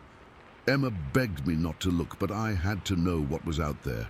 I slowly pulled back the curtain just an inch and pointed the flashlight out. Nothing. At least, nothing I could see from that angle. We didn't sleep the rest of the night. At first light, I went outside to check around the cabin. That's when I finally saw it. I was walking the perimeter when movement caught my eye at the tree line, about 70 yards away. Standing just inside the woods was... I don't even know how to describe it accurately. It was massive, at least 7 feet tall, standing upright on 2 legs. It had a broad body covered in dark brown hair or fur. The shoulders were impossibly wide, maybe twice the width of a large man. It wasn't doing anything, just standing there watching the cabin, watching me. I froze completely. It didn't move either. We just stared at each other for what felt like minutes, but was probably only seconds. Then it simply stepped behind a large tree and was gone. I ran back to the cabin, hands shaking so badly I could barely get the door open. I told Emma what I'd seen, and she wanted us to leave immediately, but I convinced her to wait until we could pack properly. Whatever this thing was, it hadn't actually tried to hurt us yet. That evening, the wood knocks started again, but they were different, faster, more urgent. They came from multiple directions, like there was more than one thing out there. We kept all the lights on and stayed in the center of the cabin. The next morning, I found more stone stacks, but these were different. 5 rocks balanced in a tower, right in the middle of our path to the woodshed, and next to it was a deliberate arrangement of sticks in a star pattern. But the most disturbing thing was our gate. We have a heavy metal gate at the start of our long driveway that we keep chained and locked. It was wide open. The chain and lock were still intact, just hanging on the fence post. Nothing was broken. It's like whatever opened it had somehow slipped the chain off without damaging anything. That was it for us. We packed essential supplies, got in the truck with Max, and left to stay with Emma's sister in Medford for a few days. We didn't even bother securing the cabin properly. We just needed to get out. We came back 5 days later, half expecting to find our place ransacked, but everything was exactly as we'd left it. The strange rock formations were still there, but there were no new ones, no more knocks that night or the next. It's been 3 weeks now, and we haven't heard the knocks or seen any new signs. But something has changed. The birds that used to visit our feeders don't come near the cabin anymore. Max refuses to go near the tree line by himself, and sometimes when I'm outside alone, I get this overwhelming feeling of being watched. Emma wants to sell the place and move, but this is our dream home we built ourselves. I don't want to leave, but I can't shake the feeling that whatever visited us is still out there, watching and waiting. I've researched online about Bigfoot encounters, and some of what we experienced matches the stories, the wood knocks, the rock stacking, the vocalizations, but I never believed in that stuff before. Now, I don't know what to believe. All I know is that something intelligent was watching us, testing us, maybe even trying to communicate in some way. And sometimes, late at night when the wind is still, I swear I can hear those knocks again, faint but distinct, from deep in the woods. I keep my rifle closer now, and I don't go outside after dark anymore. Story 17. I still can't bring myself to sleep in the basement when I visit my parents' house. It's been almost 13 years, and I'm 28 now, but some things just stick with you. I've told this story to maybe 3 people in my entire life, and they all had the same reaction: disbelief, followed by awkward changes subject. So I figured maybe writing it out here might help me process what happened, even if nobody believes me. This happened when I was 15, back in 2010. We lived in northern Michigan, in this really isolated house, surrounded by dense forest, and I mean dense. The nearest neighbor was about a mile away, and the woods stretched for miles in every direction. Our house was 2 stories with this partially above-ground basement. The basement had these small rectangular windows right at ground level outside. My parents had converted the basement into this rec room with an old couch, a TV, and my PlayStation. It was my favorite place to hang out, especially on weekends when I could stay up late gaming or watching movies. That night, it was a Friday in October. My parents and my little brother Jacob, who was 9 at the time, had gone to bed around 10. I was alone in the basement playing some game, probably Halo or something. It was almost midnight, and I remember it was raining pretty hard outside. The sound of it hitting the roof was actually kind of comforting. I paused my game to grab a soda from the mini fridge my dad had put down there, and that's when I felt it. This feeling that someone was watching me. You know that sensation when the hairs on the back of your neck stand up? It was like that, but way more intense, like someone had just dumped ice water down my spine. At first I tried to ignore it. I told myself it was just the house settling or the rain or whatever, but the feeling wouldn't go away. It was getting stronger, actually, so I muted the TV and just listened for a minute. All I could hear was the rain and the humming of the fridge. Then something made me look up at those small windows near the ceiling. They were about a foot tall and maybe 2 feet wide, and at night they were just these black rectangles against the basement wall. But not that night. When I looked up, there was a face pressed against one of the windows. My first thought was that someone was trying to break in. I remember thinking it might be one of the older kids from school playing a prank. But then my eyes adjusted, and I realized what I was seeing wasn't human. The face filling that window was massive, like it took up the entire frame. It had this flat, wide nose and deep-set eyes under a heavy brow. The skin looked leathery and dark, though it was hard to tell the exact color in the dim light, and there was hair, thick, coarse-looking hair that surrounded the face like a mane. Not like a lion's mane, more like... I don't know how to describe it except to say it wasn't fur, and it wasn't human hair either. It was something in between. But the eyes... God, those eyes, they were locked directly on me. They weren't animal eyes, not like a bear or a deer. They were intelligent, aware. And they were studying me with this intense focus that made me feel like a specimen under a microscope. I completely froze. I couldn't move, couldn't breathe, couldn't even blink. My heart was pounding so hard I could hear it in my ears, drowning out even the sound of the rain. The creature didn't move either. It just kept staring, its face pressed flat against the glass like it was trying to see better inside. I don't know how long we stayed like that. Probably only seconds, but it felt like hours. Then the thing blinked. It was such a human gesture that it snapped me out of my paralysis. I dropped the soda can I was holding and just ran. I bolted up the basement stairs, taking them 3 at a time, not even bothering to turn off the TV or lights. I sprinted to my bedroom on the 2nd floor, slammed the door shut, and dove under my blankets. I was shaking so hard my teeth were chattering. I kept thinking it was going to break through the window and come after me. Part of me wanted to run to my parents' room, but I knew they wouldn't believe me. My dad would just say it was a bear or my imagination, and my mom would tell me to stop watching scary movies, so I just lay there, curled up under my covers, listening for any sound that might indicate the thing had gotten inside. Eventually, exhaustion took over, and I must have fallen asleep because the next thing I knew, it was morning.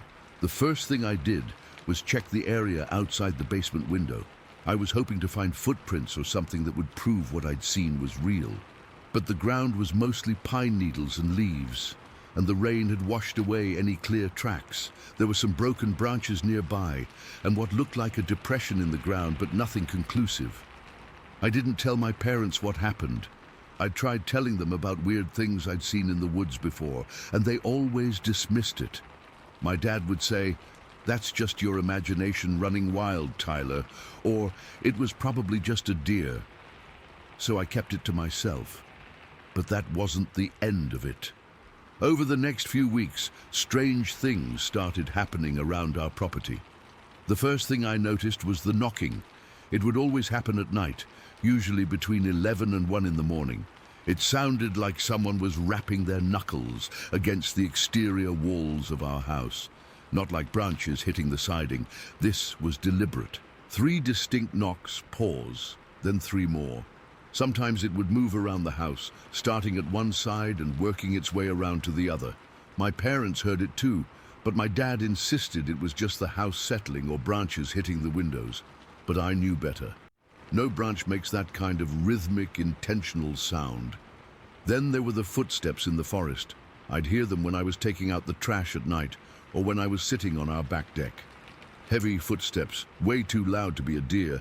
They'd stop whenever I made any sudden movement or turned on an exterior light. About a week after the window incident, I found something in the woods that really freaked me out. I was walking our property line, something my dad had me do regularly to check for fallen trees or other issues, when I came across this weird structure.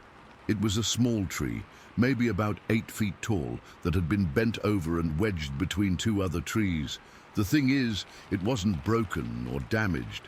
It had been deliberately bent and placed there. The top branches were interwoven with the other trees, almost like it had been constructed. I remembered reading somewhere that Bigfoot supposedly makes structures like that to mark territory.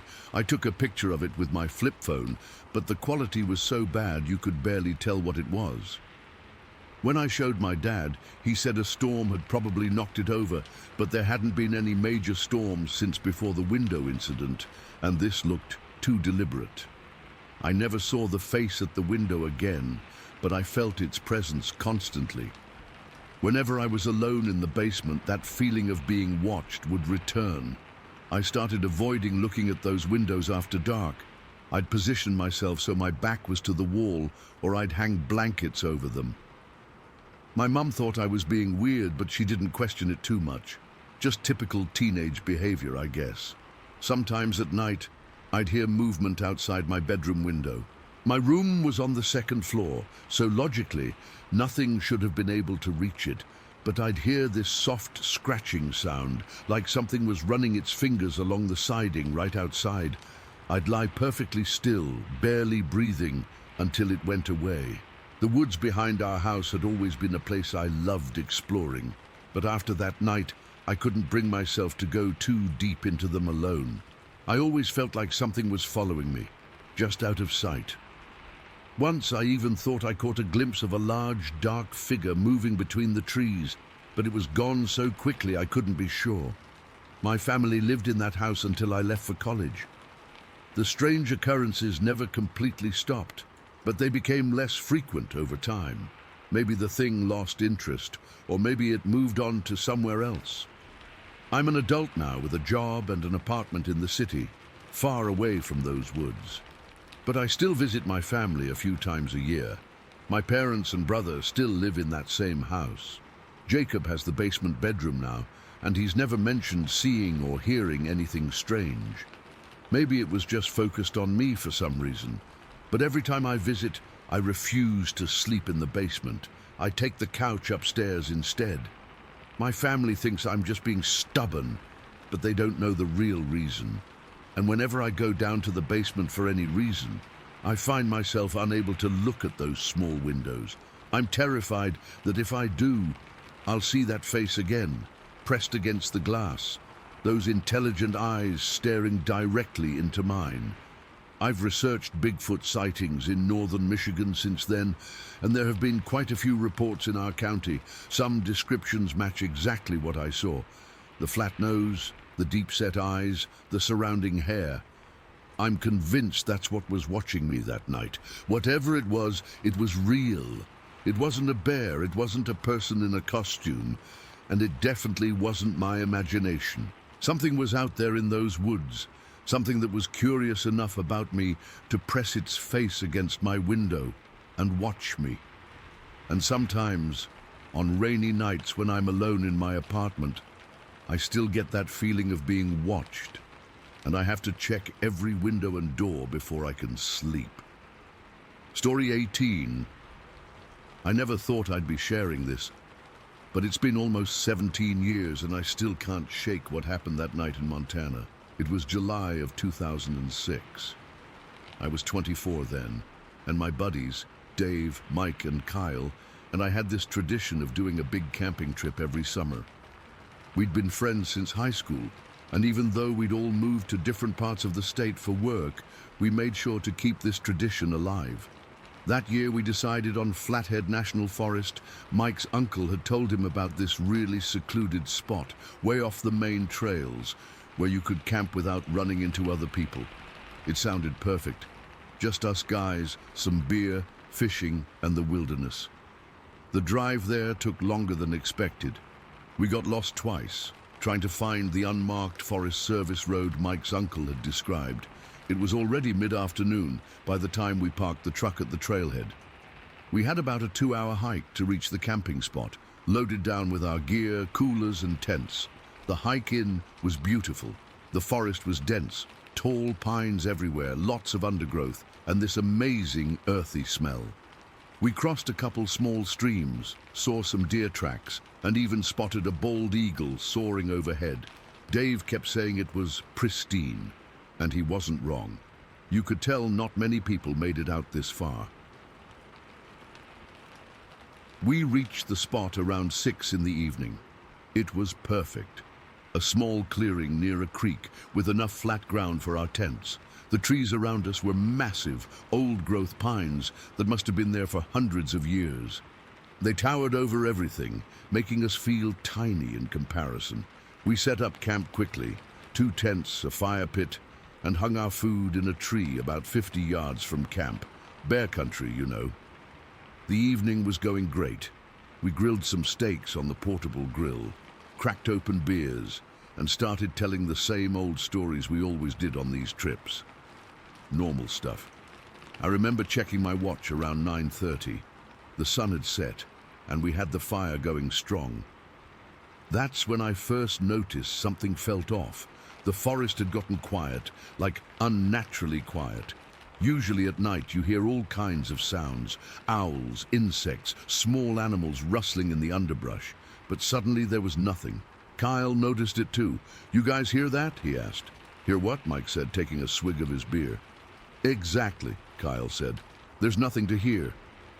We all went quiet for a minute, just listening. He was right. The only sound was our fire crackling. Even the creek seemed quieter somehow. "Probably just a predator nearby," Dave suggested. Mountain lion or something. Animals go quiet when there's a threat. That made sense, so we tried to get back to our conversation, but the silence of the forest had put us all on edge. I kept glancing into the darkness beyond our fire's light. The shadows between the trees seemed deeper somehow. It was around 10:15 when we heard the first sound, a heavy footstep breaking a branch somewhere in the forest behind my tent. We all froze. "Bear," Mike whispered. I shook my head. Bears aren't usually that loud when they walk. They're pretty stealthy. Then we heard another step from a different direction, to our right now, and then another from the left. "What the hell?" Dave muttered, standing up slowly. "Is something circling us?"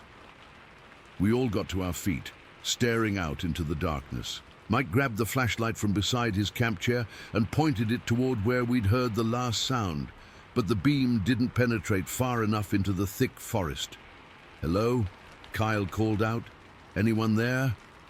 No response, just more footsteps, heavy, deliberate steps that seemed to be coming from all around us now. My heart was racing. I'd been camping my whole life and had never experienced anything like this. It felt coordinated, intentional. "Get the bear spray," I told Dave, who was closest to his pack. He fumbled for it, hands shaking. That's when it happened. A loud crack echoed through the forest, followed by a tremendous crashing sound. About 30 yards from our camp, one of those massive pines was falling. Not because of wind, there wasn't any. It was just falling. The ground shook when it hit. Before we could even process what was happening, another crack came from the opposite side of our camp. Another tree falling. Then another, and another. "What the fuck is happening?" Mike shouted, his voice cracking with fear. Trees were falling all around us, not randomly, but in a pattern. They were coming down in a circle around our camp, like something was knocking them over deliberately. Some of these trees were 3 feet thick at the base. Whatever was pushing them over had incredible strength. "We need to get out of here now," I yelled, grabbing my backpack. "Leave the tents, just grab the essentials." We scrambled to get our packs, flashlights, and the keys to the truck. The falling trees had stopped, but the heavy footsteps continued. Closer now. I swear I could feel the ground vibrating with each step. We had to decide which way to go. The trail back to the truck was to the east of our camp, but there were footsteps coming from that direction too. We huddled together, 4 grown men terrified out of our minds.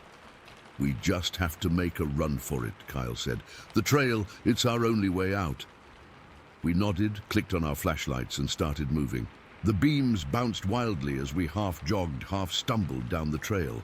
The footsteps seemed to recede as we moved, which gave us hope that we were heading away from whatever was out there.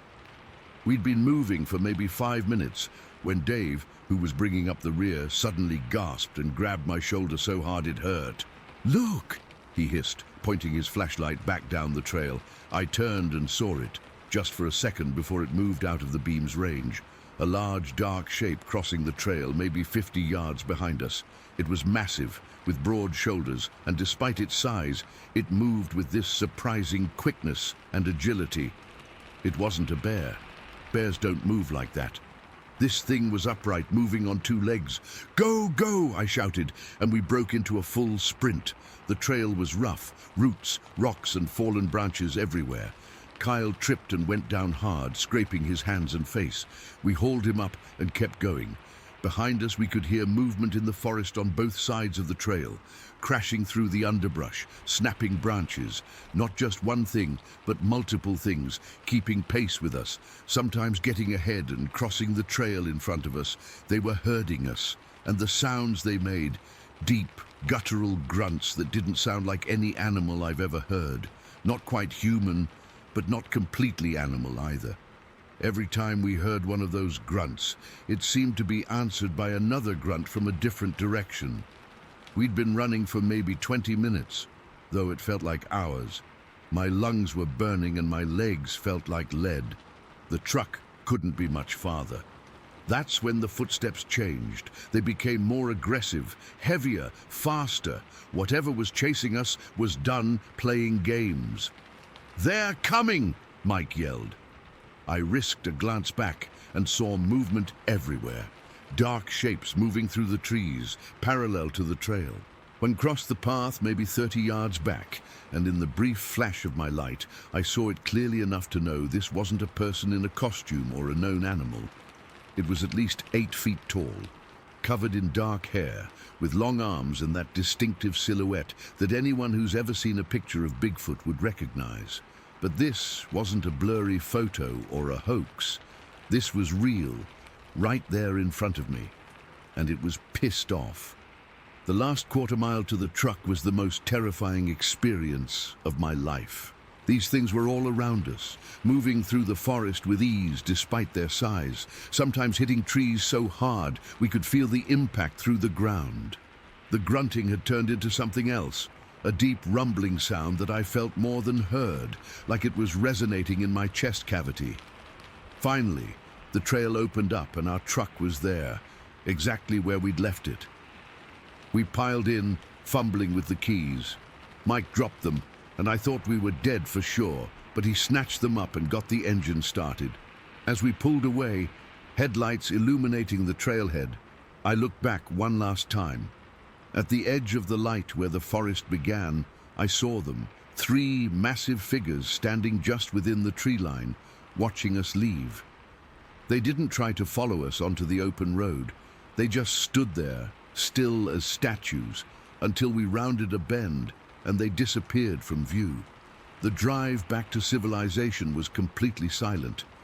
We were all processing what had happened. It wasn't until we hit the main highway that Kyle finally spoke. "Those were Sasquatches," he said. It wasn't a question. None of us disagreed. What else could they have been?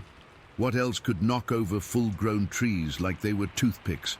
What else would move with that kind of coordinated intelligence? We drove straight through the night, not stopping until we reached Mike's place in Missoula. We tried to talk about it then, sitting around his kitchen table at 7 in the morning, still wearing our dirt-covered clothes, eyes bloodshot from fear and exhaustion. "They were driving us out," Dave said. "They could have caught us if they wanted to. They were pushing us out of their territory." He was right. I've thought about it countless times since that night. They were intelligent enough to coordinate, strong enough to topple trees, and they knew exactly what they were doing. They wanted us gone, and they made sure we left. We lost most of our camping gear that night, but none of us ever considered going back for it. In fact, none of us have gone camping since. That night changed our relationship with the wilderness permanently. What was once a place of relaxation became a place of vigilance, of constant awareness that something might be watching from the shadows. I still go hiking occasionally, but always on popular, well-traveled trails and never alone, and I never stay after dark. Because when the sun sets and the shadows grow long, I can't help but remember those heavy footsteps, those falling trees, and those massive shapes moving through the forest with terrifying purpose. 17 years later, and I still wake up sometimes, heart pounding, thinking I hear the sound of footsteps circling my house. I know it's just my mind playing tricks on me, but part of me wonders if they remember us too, those creatures from the Flathead National Forest. And I wonder what would have happened if we hadn't made it to the truck that night.